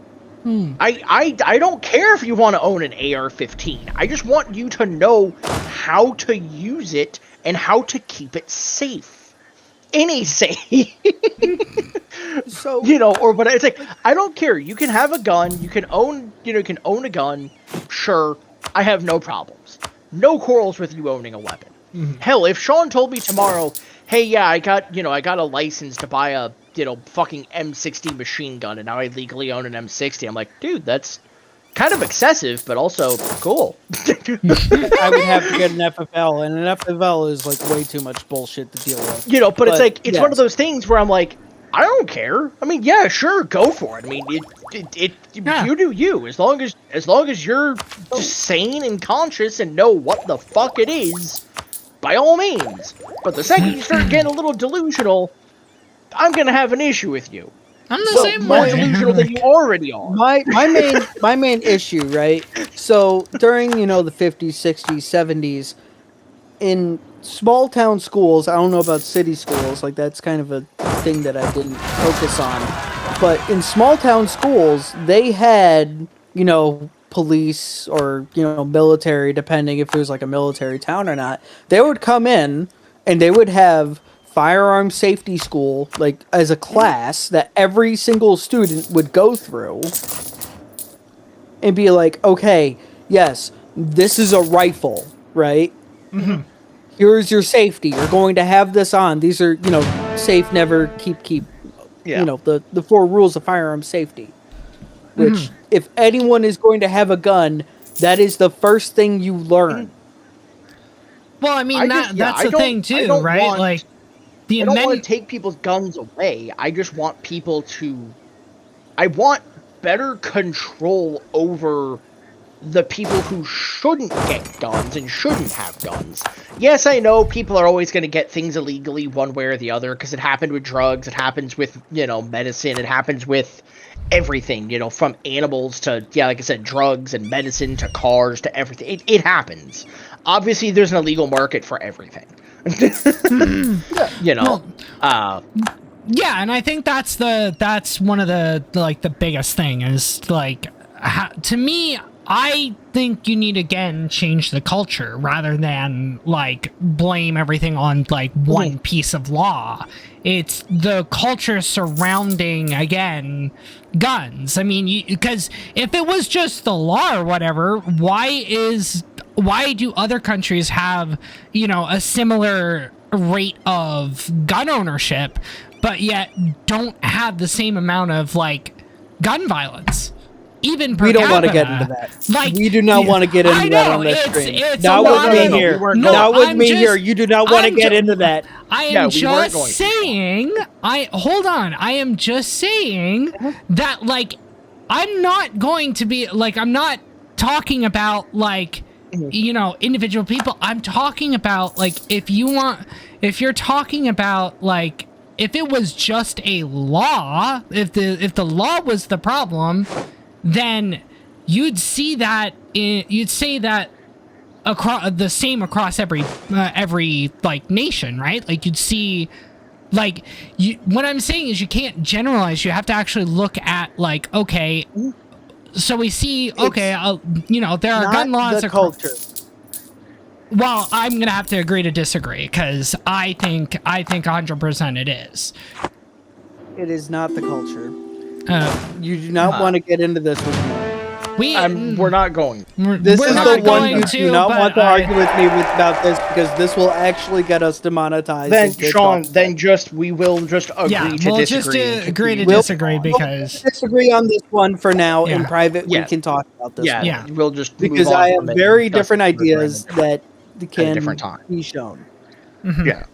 Topic for a different time, but yeah, we weren't going to get all into it. No. We were just kind of discussed. We were kind of just going to briefly just kind of just gloss over the surface and then continue the train of rolling on to other things. And yeah, really, all I really wanted to point out was just the hypocrisy and the fact of people wanting to say, the left is going to take our guns, when a lot of people on the left, including, the most, left person that the right hated of Bernie Sanders, was even like, no, we don't want to take away your guns. We just want you to be safe with them. We just want you to know, how to use them. We want to, we just want better, gun control. We don't want to take away your guns. I see that, and I will raise you again. Like I said, they were, teaching gun safety with professionals of, law enforcement, military, depending, coming into schools themselves, high schools usually, because that's around the time that, a family, if they didn't teach their kid themselves, that's when they're going out to hunt. Yeah. Around the high school age is kind of when you really want to start hammering that in, because they understand what they have and everything. Yeah. So they usually had that. And then around the 90s, I want to say. It was around the 90s. They stopped having these people come in to teach gun safety in schools. Overall, like my school, my school, Kagenchag, we had a rifle team back in the day. And then they stopped advertising it, like, oh, yeah, sure, we have a rifle team, whatever. It was slowly petering out until by the time I get to high school, I was in the rifle team for when I was in Memorial, the middle school. I was on that rifle team. I get to high school and I'm like, okay, where's the rifle team? We don't have it anymore. So I was just a single competitor going out, and it was like 3 of us that were in the school. Like it would have been a very small rifle team. Don't get me wrong, but like it was never put out. Yeah. It was never put out to us. Like guns, ever since Sandy Hook in Connecticut, at least, it's been a very big faux pas to converse about guns in schools. But I think with that, we probably should have had. I agree with extensive mental health checks. I agree with stuff like that. Like, oh, are you actually capable of owning a gun without going out and just saying, I'm gonna fucking kill you because you pissed me off. Right? You annoyed me, I'm gonna fucking shoot you. No, that is an absolute no go. That should be an absolute stop. Yeah, no, I mean, it's, I mean, it's even exactly as it is, gun shop owners, they have the right to refuse a sale if they think you are mentally incompetent enough to not be able to own a gun safely. Yeah, I mean, they can, they are the first stop in that thing, and then it goes to a criminal history check. But at them, if they look at you and they say, yeah, sure, whatever, if they just say that to anyone, then that's. I mean, there's also, obviously, there's the very obvious red flags of like someone needing, like a very, specific weapon or something, within a very specific time frame. And it's especially, probably flagged if it's around anything related, politically, any big political events or any big anything big like that, I imagine is also a rather large red flag for not necessarily the gun shop owners, but for the federal agencies, because it's like, I wouldn't say exactly like specific weapons should be a no-go, right? Because like I have a fascination with bolt action rifles.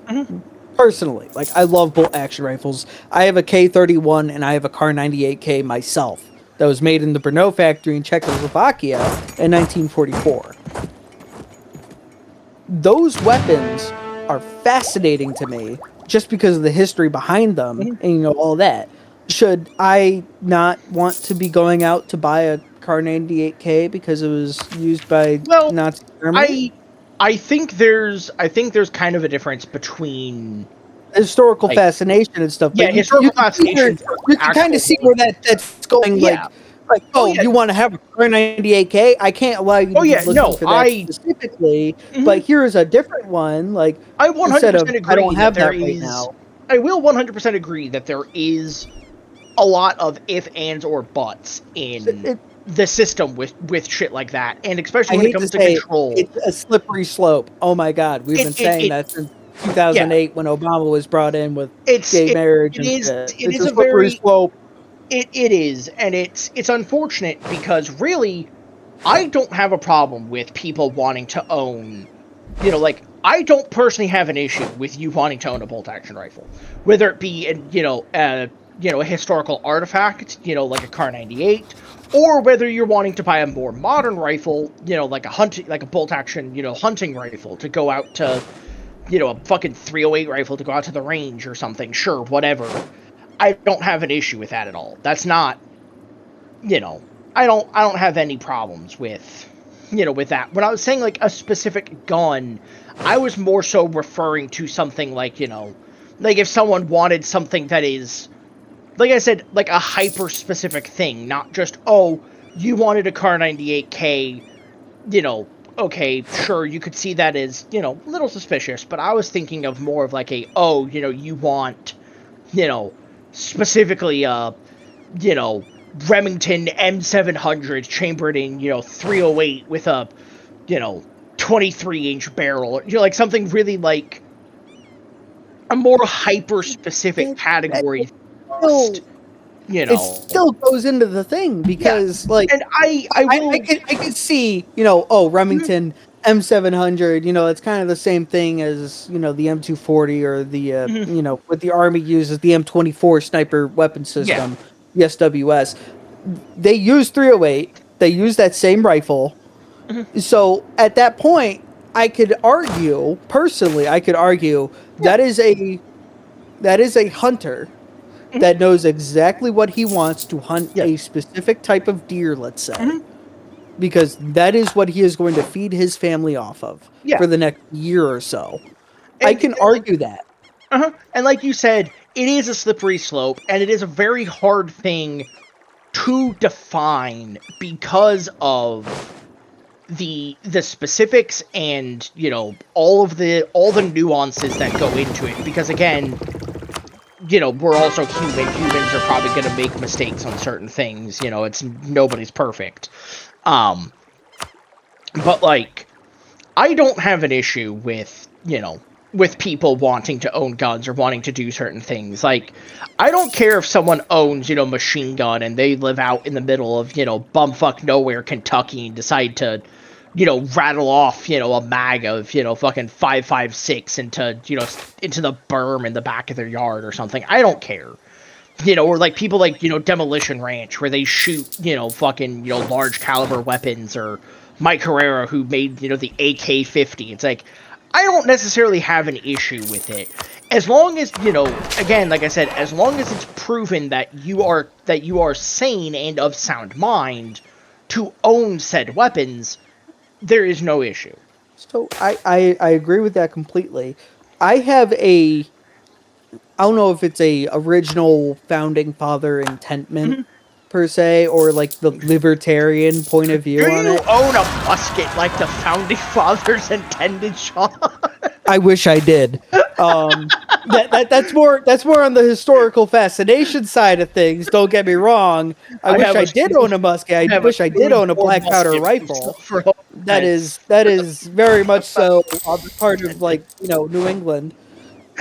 Like, we hunt with, you know, black powder rifle. We have a entire season for black powder over here. I don't know about the rest of the country, but I know here in Illinois we have a season where we pay hunters to go out and kill deer because the deer population gets way the fuck out of control. I know down south they have a ongoing bounty throughout the year for boar, because boar just go fucking wild.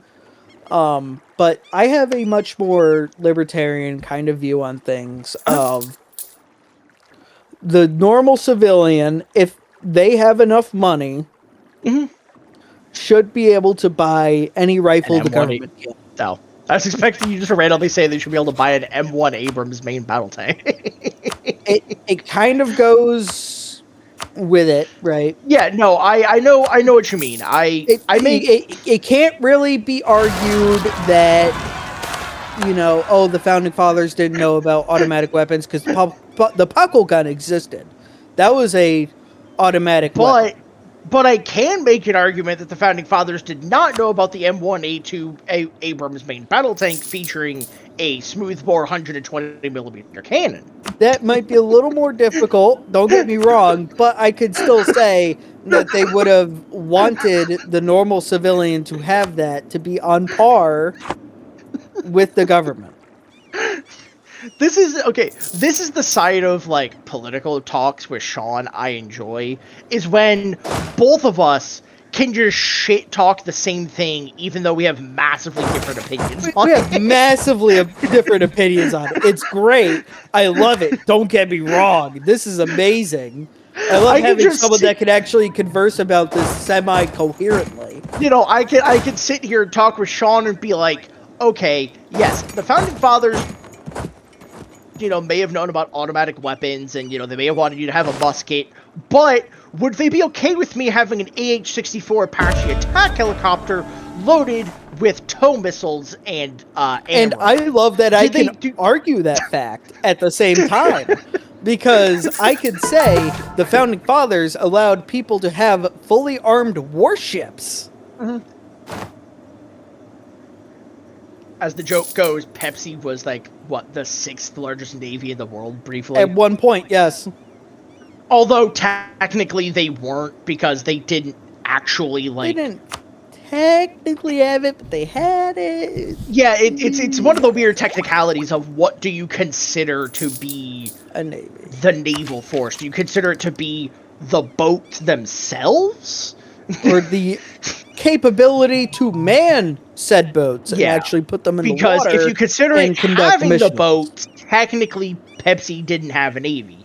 But if you consider it in the fact that they did have enough people that theoretically could have manned those theoretical boats, then yes, they absolutely did have the 6th largest navy in the world. That's great. I love and I will say that even though me and Sean have our differences in a lot of political topics and socioeconomic as well, me and Sean are pretty agreeable when it comes to friends. We agree on some things, we disagree on some things. We're civilized when it comes to it. We're not, barbarians beating each other over the head with a big stick thinking that my ideas are better than yours. I go, hey, I don't agree with Teddy Roosevelt. I don't agree with this.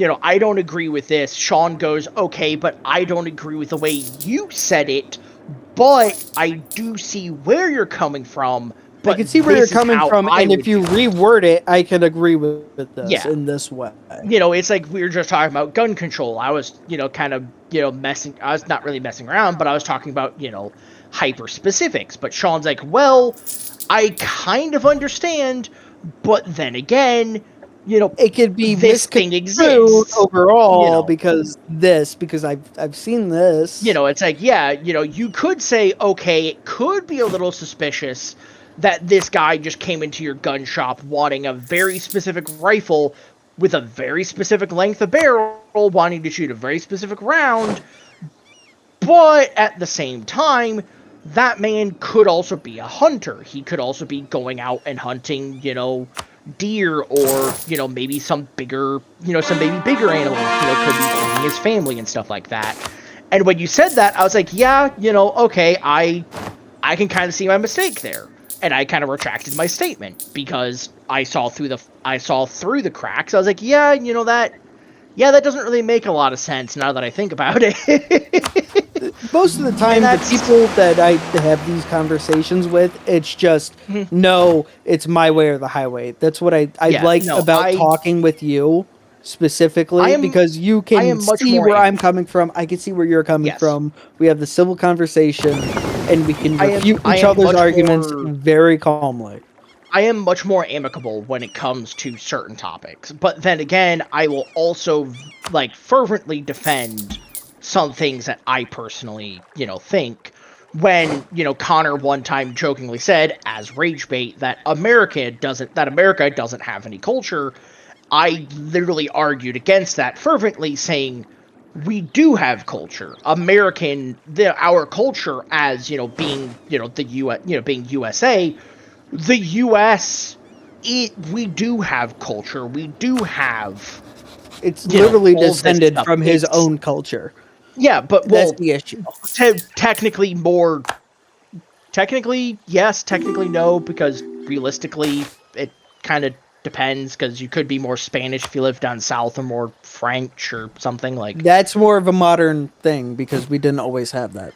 Well, but, nowadays, anyway, yes. I will say nowadays, yes. If you're looking at it more historically, no.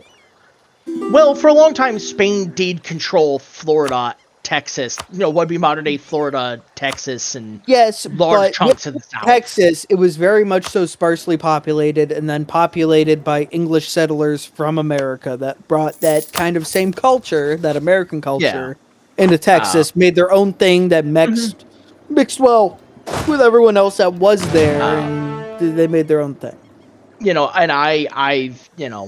I'm one of the people who's willing to be amicable about some things and then fervently defend my own view on things.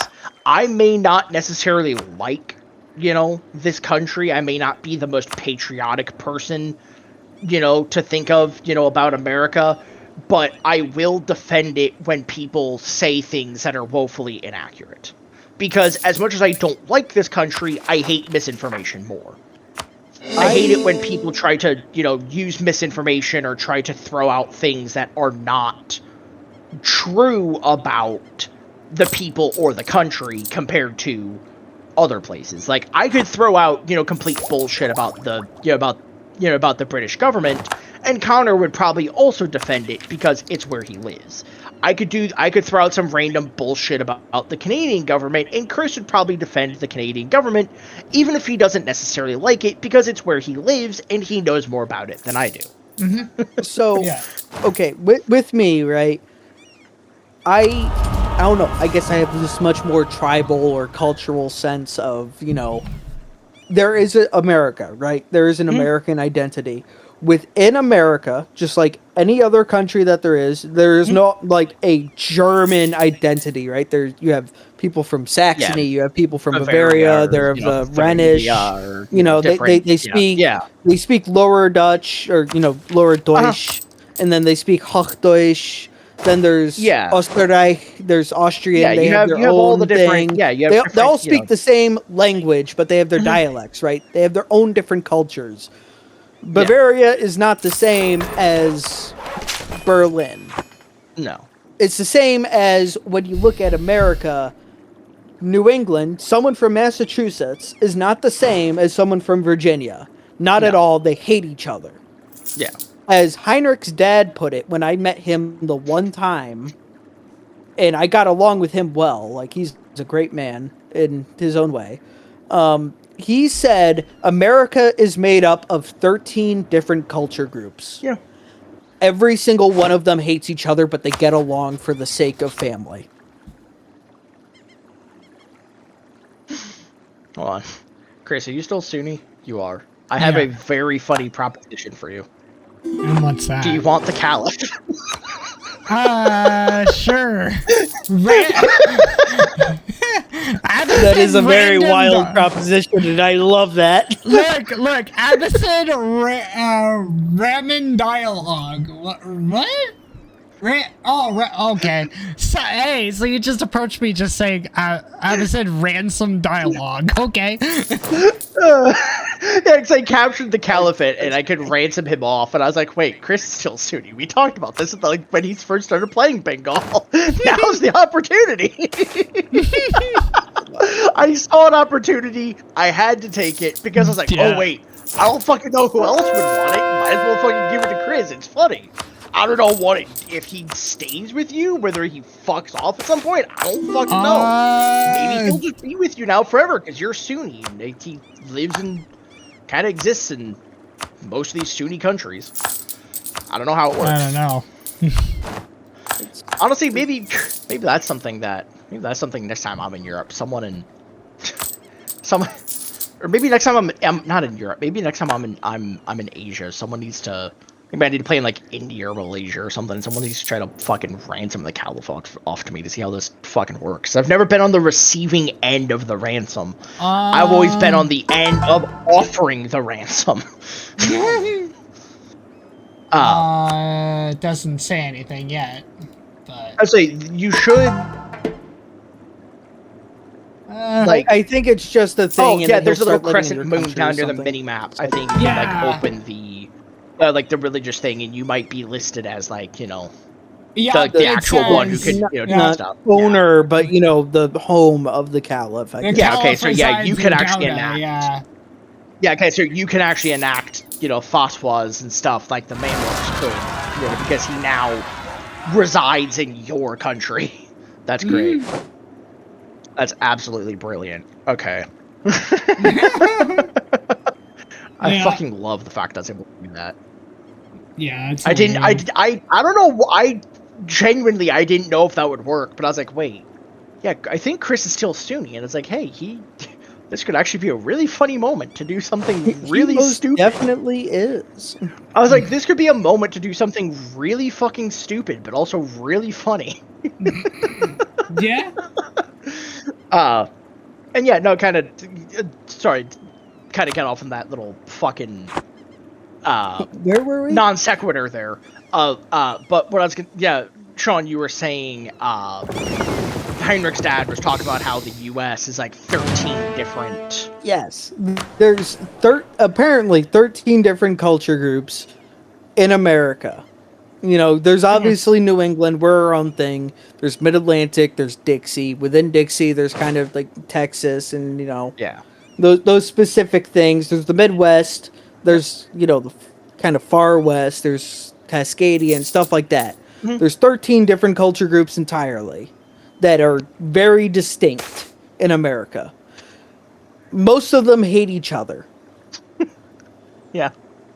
That's pretty accurate. I would probably get along with someone from Cascadia, right? As a New Englander, like just based off of that. If all they knew that I was from New England, they would probably get along with me because we have similar cultural values. I would probably not immediately get along with someone from Dixie because they have such different cultural values. You know, it's that interweaving of I hate you, but I like you. Uh-huh. But we all live in the same country, so we work together for, you know, the kids. Yeah.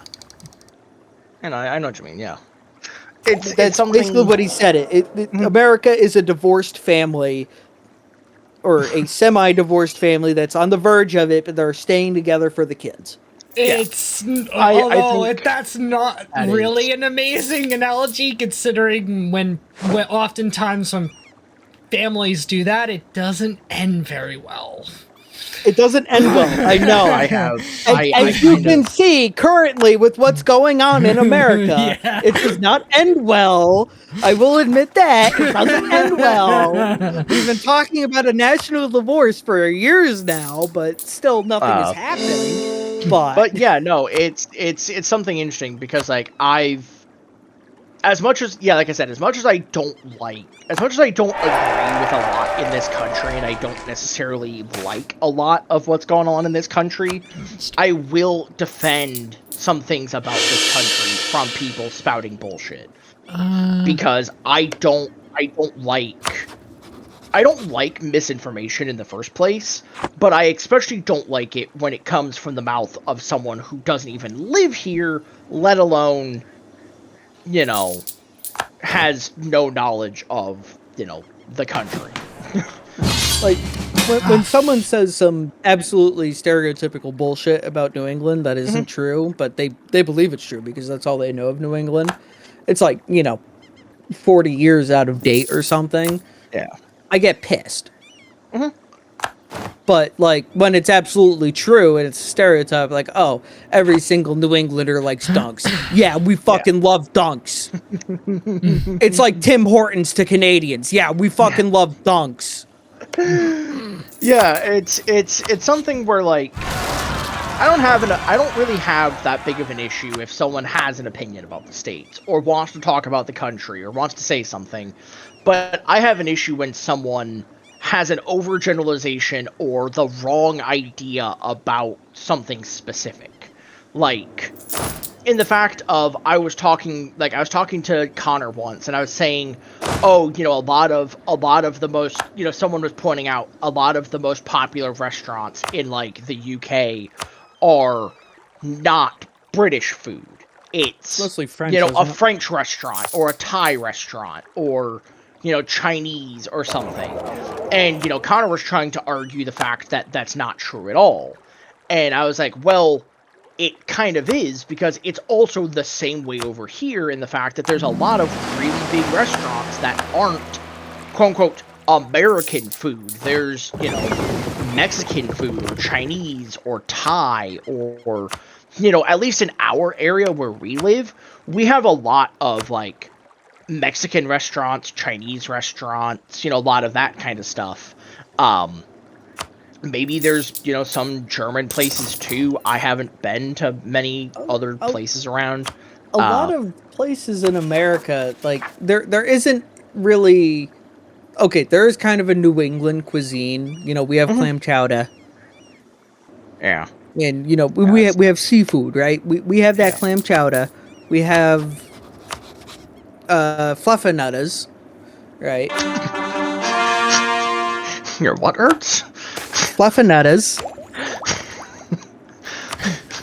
Fluffernutters. Yes, I know what you're saying. I am making fun of you. I know. You know, we do have our regional delicacies, I guess. I guess you can kind of call it that, but overall, the New England palate is based off of England's palate of the time that we were settled, right? So, like I said, it's kind of bland. Like, we don't use a lot of spices. Connecticut is called the land of steady habits in and of itself. So, like, when I go to breakfast, it's not like, give me the spiciest thing you have. No, it's a, give me a black coffee. I'll have, if I'm going to, like, Denny's, right, then I'll have, like, you know, a slam, some, like, lumberjack slam or something. And it will just be, like, sausage, bacon, scrambled eggs, maybe with cheese in it, and pancakes with maple syrup. Or my usual breakfast at Dunk's is a large black coffee with a bacon, egg, and cheese, extra everything because I'm fat, on an English muffin, or a plain bagel. I prefer the croissant myself, but I understand The croissant is nice, I will say that. But I'm eating it while I'm driving, and I don't want crumbs all over my fucking chair. So I go with the plain bagel, or I go with that, or if I'm feeling spicy, I'll go with the sourdough. Oh fuck, dude, the sourdough is so fucking good. It's nice. God, I fucking love the sourdough sandwich. Oh my lord, it's so. It is amazing. Good. I love it so much. I fucking remember before it was renamed. I don't know why they renamed it from the big and toasted to the sourdough sandwich. I don't know. My main issue with it is so when I go to work. So when I go to work, I always get Dunks in the morning when I go to work. I don't have breakfast at home. If I order the sourdough, it comes in the like that little box that they give you it, because it's like it's a square sandwich. It's the cardboard one. Yeah, I know. But exactly I'm so used to having the bag, so I will have my mom's coffee, my coffee, and I'll have the bag with my coffee, and then I can move my mom's coffee to my, like, you know, the crook of my elbow. Yeah. So I can hold it while I'm, like, opening my door, so, you know, I can use my right hand. I can't do that with the sourdough because it's square. I'd have to, like, move. I'd have to have my mom's coffee in the crook of my right elbow, holding my mom, like, my sourdough sandwich in my right hand, move my sandwich over to, like, my right elbow while still holding, or the left elbow while still holding my mom's coffee in my right elbow, open up my car doors, like, very carefully so I can then, you know, retake my mom's sandwich, carefully throw it into my passenger seat, retake my mom's coffee, put it in the cup holder, then put my coffee in the cup holder. Yeah. Yeah, no, I know what you mean, yeah. It's just like such a convoluted way of doing things that I just say I'm not getting the sourdough sandwich unless I'm just getting my coffee. I miss getting fucking actual breakfast sandwich in the morning and not just getting fucking. So I've ranted about this before on a different server with some of my other friends and stuff. So pretty much every weekend, pretty much every Sunday, me and my dad go to the recycle center. There used to be one on our side of the river, but then they closed it due to wanting to encourage people to use the curbside recycle pickup system. But Dad doesn't want to pay for that, and I understand, whatever. So we go across the river, go to the recycle center, yada, yada, yada. But we used to go to Dunkin' every morning. But then slowly over time, due to various reasons, due to inflation and other shit, Dunkin' raised their prices a bit. You know, from their coffee being a little bit more expensive to the sandwiches being a little bit more expensive. And then, you know, my dad wanting to, save money we started going to Hardee's, which I think it's mostly a Midwest thing. I think we have some Hardee's. Hardee's / Carl's Jr.'s. It's basically the same. It's the same thing. Hardee's is more of a northern thing, northern eastern thing, and then Carl's Jr. is more of a southern western thing. But anyway, so we pretty much always go to Hardee's now, and while their sandwiches aren't bad, they're smaller, and Hardee's is, a burger joint normally. So really, you're getting a breakfast sandwich from somewhere that doesn't really specialize in breakfast sandwiches and kind of just makes them until a certain point in the morning and then flips over to lunch and then serves, burgers, fries, and a Coke the rest of the day. And while I don't mind, Hardee's, I do miss getting actual breakfast sandwiches from Dunkin'.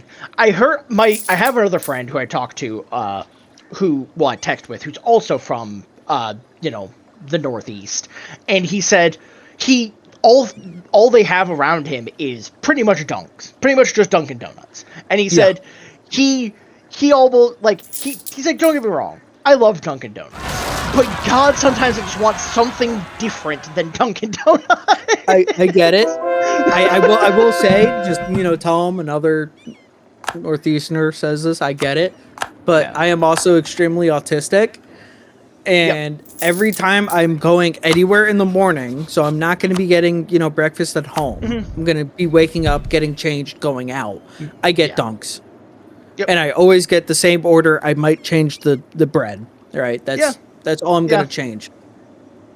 One of the biggest reasons I loved going to Dunkin' Donuts, too, is because I loved being able to use my app and order like a drink ahead of time. Not necessarily a coffee, because me and my mom would get coffee in the morning. I would get, a hot chocolate, or I'd get one of their, refresher beverages, or I'd get something. While I'm getting changed, I'm in my bathroom or something, doing whatever. I'll just go on the website, I'll go on my app, and I just order every single day. And if I'm going to work and I'm ordering from my mom, I'll use I'll use the work card because it's a work breakfast, so my mom can write it off as a business expense. Yeah. If I'm going to college, then I'm ordering it myself with my card.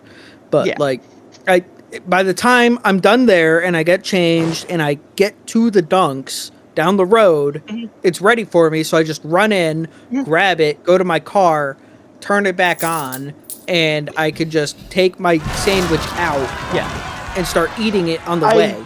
It's I loved being able to do that, because I also, would occasionally get myself donuts or their little the munchkins or something, because I'm fat. But like, I've thought on several occasions being, asking my dad, hey, are you going to be getting anything this morning? And if you're not, just take me to Dunkin'. I'm just going to buy myself something, because it's like I don't mind changing it up sometimes. I don't mind. I didn't like Hardee's. I don't mind it so much now. It's okay, but I still occasionally want, like I haven't. So recently, for context, me and my brother did breakfast for dinner, where I made waffles. One of my brothers made eggs. The other one, cooked some bacon in the stove, and we made, the little hash brown, patty things, and it was good. It was probably one of the few proper, breakfasts I've had in a while, because my breakfast is always just a bowl of cereal. I miss going out to breakfast. I understand it's expensive, so I understand why we don't, but I miss going out to breakfast and actually going somewhere and getting, eggs and pancakes and, bacon and sausage or whatever. It's like, I kind of miss doing that. And I guarantee you one of the things I'm going to do one day, if I get my license and I have a job, is I'm probably just going to go out and go somewhere and get myself breakfast. Go to Village Inn or something and buy myself breakfast, because while I could make myself, waffles or something in the morning, we all know people with we all know, because we all pretty much have some version of ADHD or autism, none of us are gonna fuck with that. Even if we have the time, we're not gonna, grab the, fucking, box of mix or whatever out and go like, okay, let me read the fucking instructions, okay, pour it in, pour the fucking water and, whatever else and mix it all up and wait for the fucking, waffle iron to heat up and then put them on, or, something like, I'm not gonna do that in the morning. Because for me, I'm hungry and I kind of want to just eat. I don't want to spend 20 minutes cooking myself breakfast for me to, then eat breakfast. Also, what the fuck? Suddenly you're close. Oh, you colonized that I see. You colonized that little island. Okay, yep. That makes a lot more sense. Yeah, okay, I was wondering how the fuck you were close enough all of a sudden to ask for knowledge sharing. Cool, I was not paying attention to that. I was busy ranting to Sean about my breakfast. Random bullshit. I was busy communicating an autistic wavelength with Sean about breakfast. I mean, I will say, so, as someone with ADHD that is unmedicated, I just use, coffee or other stimulants, right? Scrambled eggs are not that difficult. No, last time I tried making them, my stomach did not agree with me, and I kind of, I don't know if that, and again, I can get that. I don't know. Once again, I don't know if that was... On the weekends, if I am home and I want something other than my Cheerios because I'm bland as fuck. Just plain Cheerios, not even like Honey Nut Cheerios? Plain Cheerios, I know, I'm basic. Brother, what? You are an old man. I am. Then I will just make scrambled eggs. Just scrambled eggs with like a glass of milk and coffee, pretty much. And I'll have the glass of milk while I'm making the scrambled eggs, because I throw in the butter, to coat the pan, right? And then I throw 3 to 4 eggs into a glass, and I'll scramble them up with my fork. And then once it gets hot enough and the butter's all set, I'll throw it in, and I'll, make sure it's all put in right, and then I'll take it off, put it onto my plate, and then I might throw on some salt and pepper if I'm feeling spicy. Again, I don't know if when I made eggs that morning and my stomach ended up, not doing so good. I don't know if there's... I guess I always blame my stomach, but it's more, lower. It's your bowels that don't agree with you. I don't know if that was due to the eggs or whether that was due to some other factor. I don't know if that was morning just when like... I have issues. I usually find it's what I did in the night before. And like, yeah, I don't know if that was, hey, my body didn't agree with eggs that early in the morning at like 7:30. Were the eggs kind of runny, or did you have them pretty solid? Like, it can't affect it. It's been... Can't remember, whatever. It's been several months, if not a year or two. And it's like, it was just one of those situations where I'm like, I don't know if it was the eggs that upset my stomach, or whether it was more of... I ate eggs early in the morning, that's what did it, or if it's just I was, something else happened, like I was stressed, or I had just a little bit of a bad bug, or, It might have been... So there is that change of, like, with me, like, yeah, you have... A lot of people have carbs in the morning, right? Mm-hmm. It could have been if it was just plain eggs. Like, I'll usually have an English muffin on the side with, butter on it with my eggs. Yeah, no. It might have been that it was just pure protein right in the morning, and your body was just like, where are the carbs? Sir, we have carbs every morning to start the day. Where are my carbs? I'm going to start dying. Imagine that is the meme, the potatoes of, where's the fucking soil?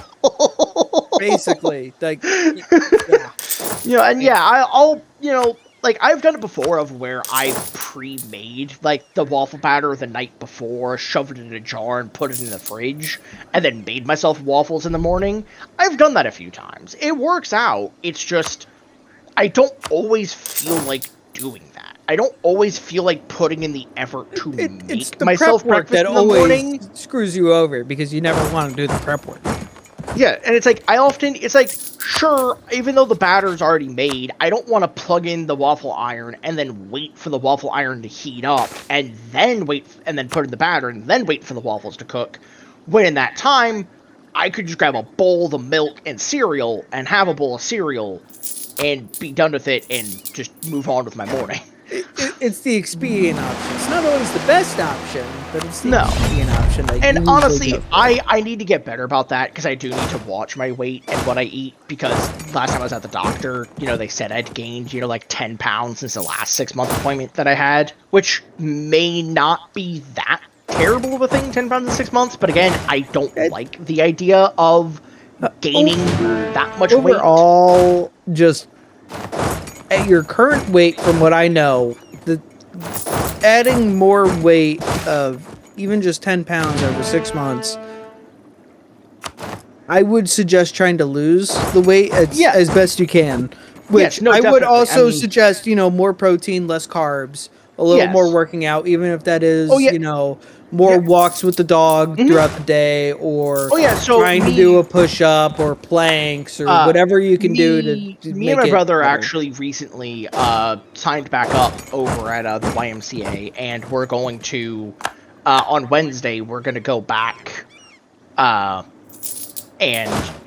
we're gonna go back to doing stuff. We're actually gonna try to go back to doing the gym at least once a week, and as the weather gets nicer, I am planning on getting out and walking the dog more because I do want to walk the dog more, especially as the weather gets nicer, because I think one of the biggest issues with my sleep is I don't know if you guys know the way that your body turns basically sunlight into melatonin in the body, but when you're outside, your body absorbs, obviously vitamin D and other nutrients from the sun. But one of those things that the body does also is it creates a chemical when, basically you either observe or absorbing sunlight, and it then turns that chemical into melatonin. And then melatonin is the body's natural chemical that makes you, sleepy and tired, makes you, do that.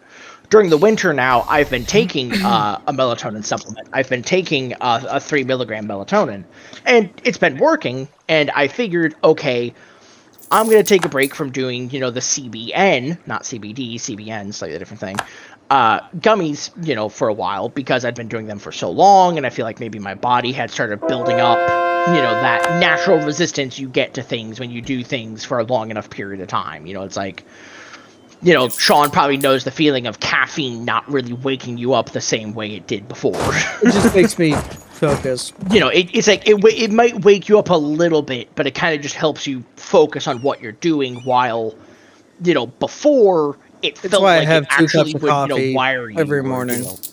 I probably have the equivalent of 2 or 3 cups because I use these big, like, fucking Stanley cups or something. So I have large dunks, and then I have a 12-ounce cup of coffee. So it's like I it's one of those things where it's been I didn't mean to do that. It's one of those things where it's like, for now, I wanted to take a break from them, and because it was the winter and it gets dark earlier and I wasn't getting out as much during the day, I wanted to start taking melatonin to try to help my body, want to sleep. During the winter, I just get sad and depressed, so then I get tired earlier, and then I go to sleep. That is normal. That is seasonal depression. That is yes, I am aware that is seasonal depression. It helps me get through that. Unfortunately for me, my depression doesn't take form in the way of I'm sad, I'm depressed, I get tired because I'm depressed. My depression takes form in I'm sad, I'm depressed, I'm worthless, why the fuck should I go lay down and go the fuck to sleep when I'm literally a failure and I haven't done anything? Which also is just kind of me as a constant, because I'm 27 and chronically unemployed. And well, yeah, that kind of goes hand in hand. If you start doing something, I kind of used to be like that. I still kind of am, because I'm starting to look at myself as where I would be at if I didn't join the Navy. Mm-hmm. I would have already had my bachelor's degree, right? I would have just gone straight to college. I probably would have my bachelor's degree right now. I'd be working on my master's, or I'd already have a job in my field, hopefully, depending on what I went for. Yeah. And if I really start thinking about it a little too much, then I kind of go like, I'm behind. You know, I look at, you know, the other guys that I served with, they're getting married. They're my age, they're getting married. Yeah, Or some of when them it like, they have degrees, or like when it comes to stuff if like I go with yeah. the guys I went to school with, right? They Yeah. all have college degrees. They're getting married now Yeah. too. And you know, I've been it's one of single those things for where 2 years, 3 years, I'm 4 years. thinking of it in the way of like, because I know I need to get a job. I can't live my life as chronically unemployed the entire time. That's no way to live. No way to live off unemployment, because you're not going to make enough money to live. I need to start working on, you know, getting a minimum wage job, getting my license and everything. It's just, there's a lot of shit going on right now in our family's life, in the fact that my grandma, who's had pulmonary fibrosis for a long time, is starting to kind of get toward the latter stages of pulmonary fibrosis, and may or may not be around for a whole lot longer, which is why when I got a birthday card from her, I got it from her a few days before my birthday, like a week before my birthday, but I opened it on my birthday. I kind of had the depressing thought of, this might be the last birthday card I get from my grandma, because she may not be around for another year. Last Christmas may have been the last Christmas I have with her. I don't know for certain. Obviously, no one really does know for certain. You're living your life in uncertainties. And it's also just, you know, I've been picking up a little bit more responsibility with the dog, because my mom, you know, hasn't been coming straight home after work. She's been going and visiting. You know, luckily my grandma right now is living with my aunt, because she's, you know, also because of her pulmonary fibrosis, but also due to her age, she really shouldn't be living alone. So luckily, you know, she's living with my aunt now, who's usually her or her husband are home, or someone's usually home with her anyway. And then, you know, I've kind of just been focusing on a million different things at once, because it's like, you know, I know I need to do this, you know, I know I need to get a license, but at the same time, I'm worried about, you know, other people. I'm worried about, you know, how my mom's doing. I'm worried about how my grandma's doing. You know, we're kind of in an uneasy time because of it. You know, as I've mentioned before, you know, the relationship between my mom and my dad hasn't been very, you know, easy over the last, you know, handful of years of my life. Last, you know, few years. Which I was going to say earlier when you guys were talking about, you know, the whole, you know, some, you know, semi-divorced parents staying together thing. I was almost going to kind of butt in and say, yeah, I kind of understand that feeling, because I feel like I'm kind of living that. I feel like once me and my oldest brother kind of be able to get on our feet, it's not going to be, you know, they may not be together. I mean, my mom had mentioned, you know, before, she was not interested in, but, you know, she, you know, mentioned the D word before, and, you know, in an argument with my dad and everything, and it's obviously there's a lot of shit, but it's like, really, when it comes to it, I've been, especially lately, I've been more stressed and more worried about a lot of things, and I know it's not good to live your life worrying about everyone else's, you know, feelings and opinion and everything. When the fuck did Brian randomly join and said stop? Brian randomly joined the stream at some point and said, stop being sad, Doc. That's my job. He's no longer here, but I don't have the timestamp. I don't have the timestamp on that, and that bothers me. I really wish I could actually, hold on, mod view. Can I see when he sent that? 9:39. Oh. Yeah, so he's, okay, yeah, so not too long ago. Yeah. Yeah, when I was going on about Spain my will not be life. controlled by the conquistadors. Oh. Okay. So, if you don't mind me, like, saying something about, you know, you here, right? So, you are living your life around other people. Mm-hmm. that if you can't help yourself, right, you can't help others. Yeah, I know that's not always the best thing to hear. I get it.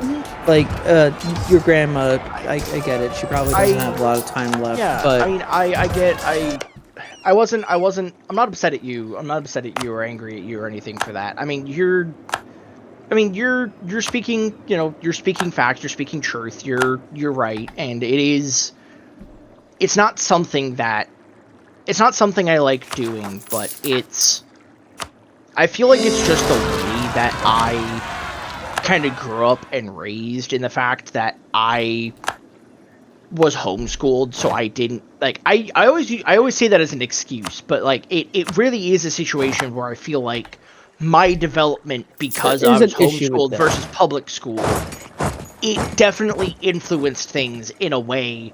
Whether positive or negative, I can't say, because I don't remember what my life was like 10 years ago. I barely remember what my life was like fucking 5 years ago, let alone like 3 years ago. I barely remember, I'm not saying that, in like, oh my god, I'm getting dementia way, but it's like, I get that. So, to make it a little personal, right? I used to base my life around other people. That was forcefully kind of taken away from me because of the Navy. So, during COVID, I was talking with this girl. Oh God, she was in Italy right as COVID started, so she couldn't leave or anything. She got COVID, and then she died. Oh. In the middle of that, I was deployed on the Comfort. And then they put me in the COVID ward the day after I found out she died.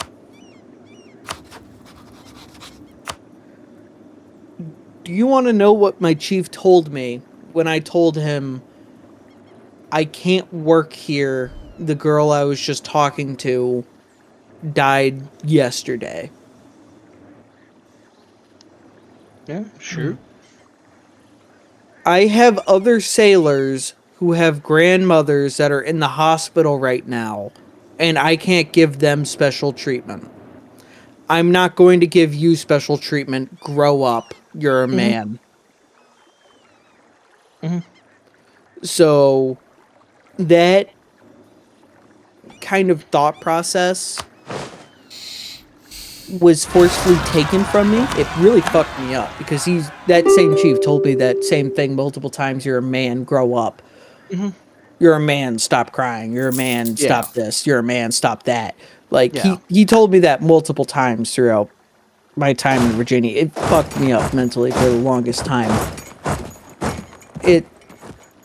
I can't anymore. If I look back, I would be like, okay, yeah, the old me before I joined the Navy would see that, but now it's like, for the longest time, I've been told that is weakness. And, the military as a whole does not abide by weakness, I guess. So it's a little more difficult for me to agree with you, and I sadly, I don't want to see it like this. I just see it as a personal failing, because that's kind of what it was, told to me as by everyone I had to look up to. My entire command and everyone, like, if you're saying stuff like that, it is a personal weakness on your part, and you should be better. I think, like, I really don't really have, like, the proper, like, words to, like, express, things in kind of the right way. And I do appreciate, you being you, you being kind of, forward with me and you kind of being honest, and I do appreciate, the honesty in it. I find myself thinking, that a lot, thinking of, how a lot of my life is, me living, kind of around other people, or kind of, around things like that. And it's something I've put thought into before, but it's hard for me to not, kind of think that way, because of the way that I grew up and the way I was kind of raised, in the fact I was raised to be like, kind of caring and, wanting to be nice to people and wanting to be caring and, kind and, that kind of stuff to people. And it's always something that I look back and I think, or even I look today and I'm like, okay, could I break that habit with enough force and tension? Probably. And it probably will break that habit when I start, becoming independent more. But you gotta remember, in my life, I haven't had that, for lack of a better term, that kick in the ass that, the Navy kind of gave you. We joke about you in the Navy and, sailors are gay, haha, make fun of Sean, gay jokes, butt stuff, we always make fun of it. I don't give a shit about that. And I know you don't give a shit. I wasn't trying to apologize for it, because I know. I'm just saying. because obviously, fuck you. No. It's just, it's one of those things where I kind of think about it, and I go, if and when I kind of get that, more of that independence, when I'm able to kind of do that, maybe my views will shift on some things in my personal life, not necessarily, speaking, politically or whatever. Obviously. I've had some people, I've had people tell me that, like, me not being, a racist person, or me not, liking those kinds of jokes and stuff would change once I get out, into the world more. And I'm thinking, I don't think it will. Probably I don't the opposite. I don't think my opinion, I don't think me not being racist is going to change when I get a job. Or me, not having those, racist thoughts, those, racial stereotypes in my head. I don't think all that's going to change, when I start interacting with the public more. I don't think I'm going to suddenly, start thinking lower of, Muslim people, because, I get a job and, something, or, like, I'm gonna skirt around the, language, obviously, for monetization and reasons.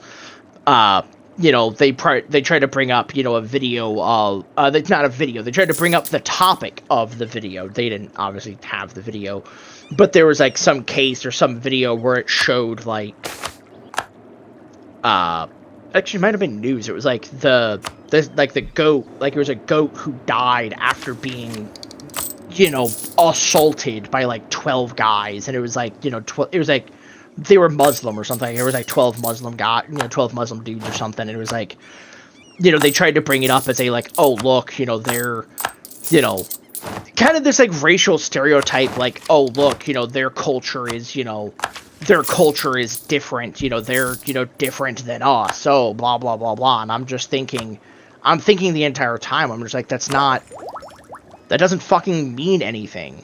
Like, I could say the same thing about the white frat kid who gets drunk at, the fraternity party and goes out and, does the same thing to some poor innocent woman. What's he gonna get punished with? Probably fucking nothing. He's probably gonna get a slap on the wrist.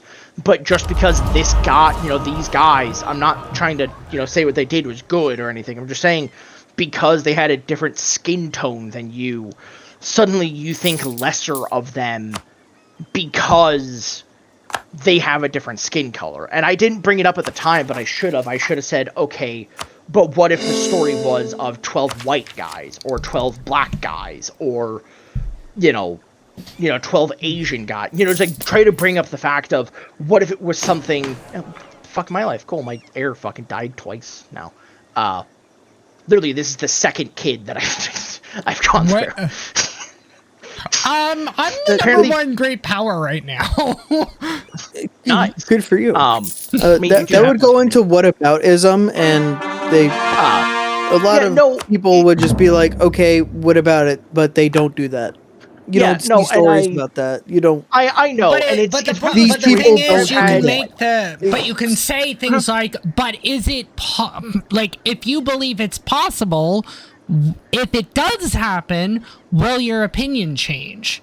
That's how you can sort of skirt that part. If 12 white people decided to do that to a goat, I would say that they are disgusting pieces of filth and probably should, be treated the same way. Put in jail or regardless whatever. Of race, right? if you do that, you're horrible. But it's like, the point I was going to make to them was the fact that they were specifically bringing that up as an example of anti-Islamic, Islamophobe, type stuff, anti-Muslim, anti-Islam, type bullshit, type bullshit. And I'm thinking I'm just thinking the entire time, I'm like, I don't think my opinion of different people of race is going to change when I suddenly get a job and work with the public. I don't think it's going to matter that I don't have racist thoughts right now, and then I don't think I'm suddenly just going to develop racist thoughts because I'm working at a, cashier at a grocery store and, a black guy is in line. I'm not going to think, what's this black guy doing? Is he going to try to rob me or something? I'm not going to think that because that's not who I am. That's not my mental place. I'm not the type of person to think that about people. I don't racially or ethnically or really profile anyone until I know them. Like I could kind of give a vague profile of Sean to someone because I've known Sean for a while. I could kind of give a profile of you, Chris, because I've known you for a while. Yeah, I could do that with several of my friends because I've known you guys for a while. But other people who I either just met or haven't known for long enough or don't know enough about, I can't really profile. Well, I've known Heinrich for a bit, but I don't know nearly enough about him to profile him in a way. I can talk about what I've heard him say and what I think his views are, but that is not a definitive, he is this type of person. When I talk about the Nazi, or when me, Brian, and Sean talk about our old friend, the Nazi, we can profile him because Brian and Sean knew him for way longer than I did. I knew him for a while, after I got introduced to him. And eventually we started seeing his true colors and we started realizing what type of a piece of shit he was. So we could profile him as, an incel, probably a supremacist, a fucking hopeless piece of shit of a human.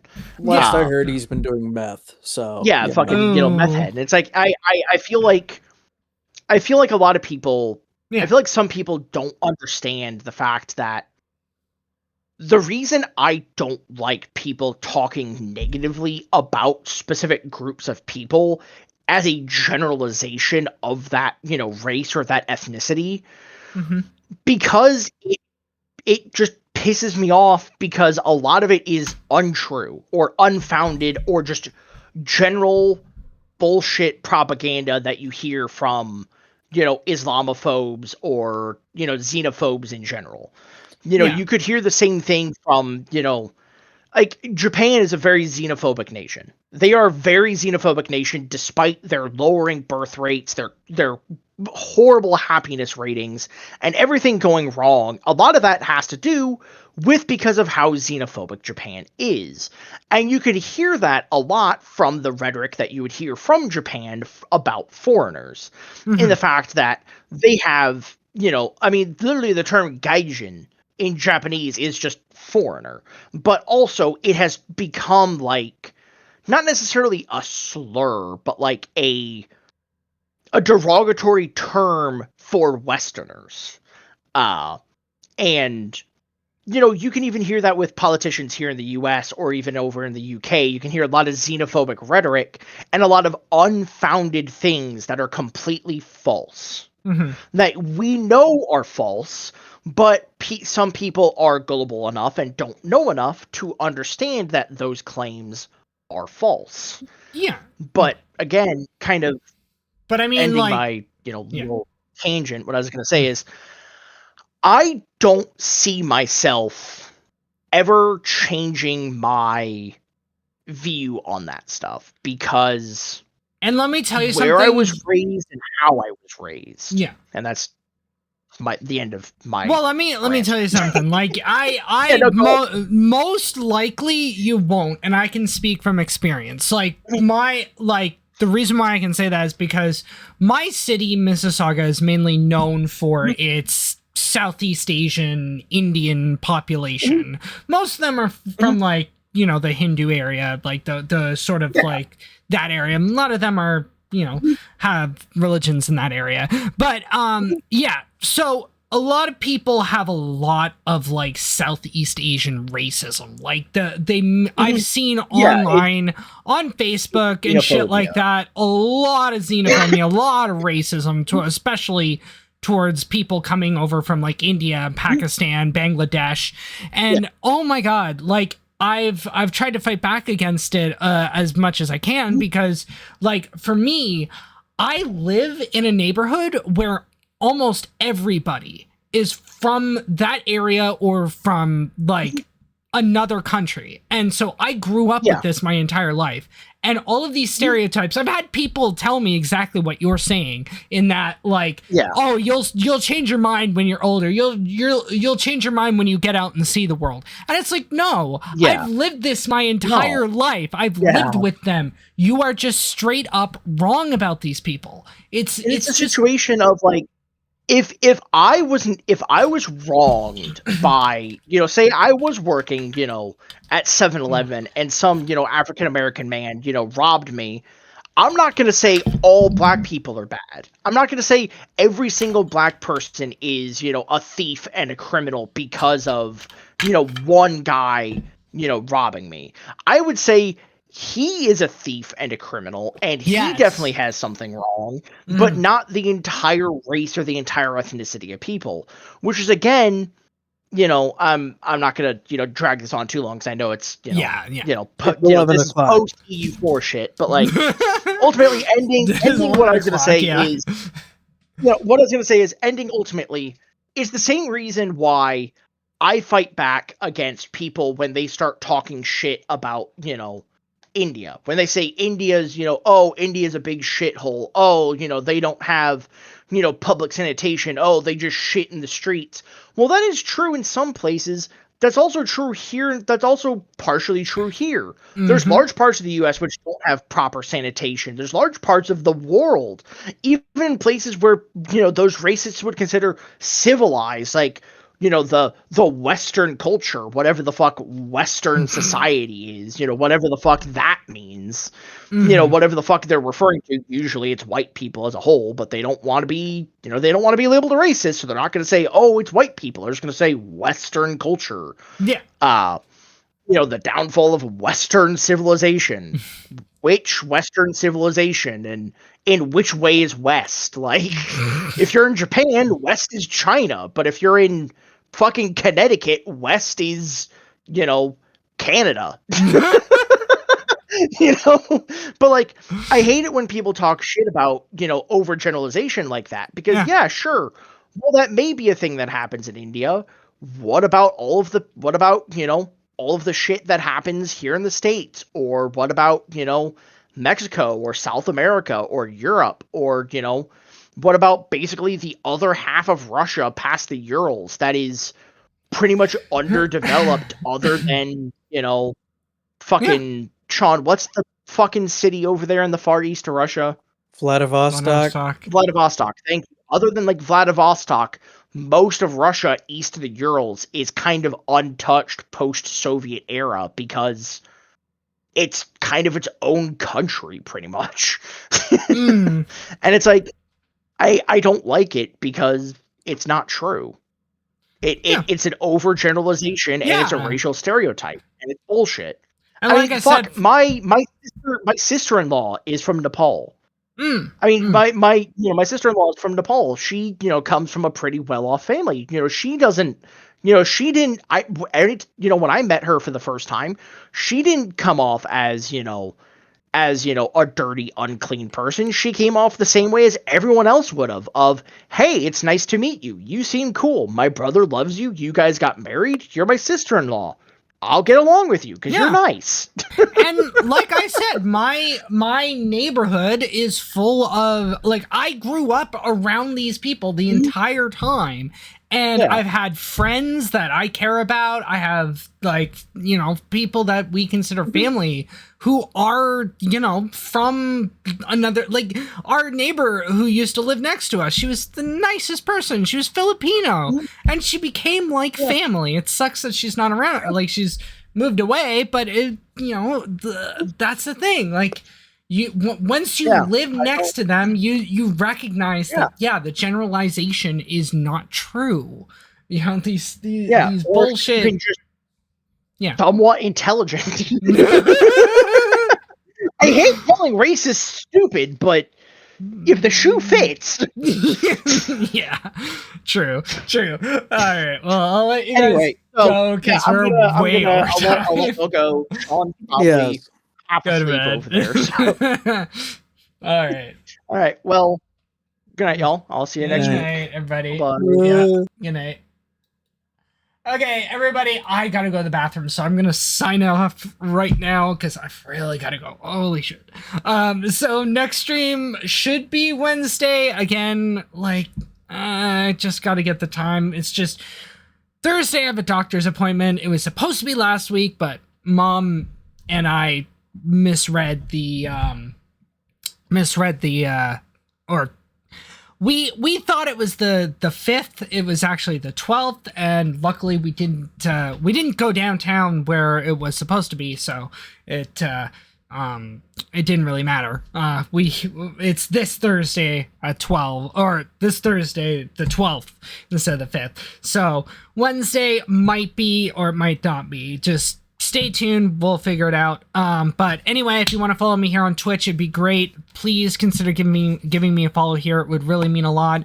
YouTube as well. Subscribe to the channel, hit the bell notification so that you're notified when these videos go up live. They usually go up within 24 to 48 hours after they premiered here. Just depends on how fast I can get these live streams edited, rendered, and uploaded to YouTube. I really do apologize that this was the intermission lasted an hour. We did, like, Matt got back and we started playing and we didn't realize or I didn't realize that I hadn't turned the intermission back to like the normal to like this, the actual stream. So yeah, it kind of sucks, but please consider subscribing to my YouTube channel. It really does mean a lot. Like the live streams, share the live streams, help get the word out about the channel and that. Also leave a comment either in Twitch chat or in the suggestion box down below underneath this video, or underneath the live stream on Twitch, or in the YouTube comment section, letting me know like what you would like to see, like if you have any suggestions for ways I can improve the stream, what games you want to see us play in the future, if you just have any sort of like general comments. Also, even if it's just an emoji for the sake of engagement over on YouTube, that really does help a lot. Every little bit helps. It would show YouTube that there is some engagement on the channel, and they might boosts it up a little bit in their algorithm. But yeah, also, if you want to follow me over on X, my X handle is at Allegius96110996. It will appear across the and has been appearing across the bottom there. But yeah, that is where I post whenever I'm going to be live, whenever I can't be live, whenever I update the schedule, stuff like that. All of that will appear there, so to ensure that you stay the most up to date. But until then, I'm going to let you go because I really got to go to the washroom. So until then, thank you all for watching. I'm Chris, aka Allegius, and I will see you guys then.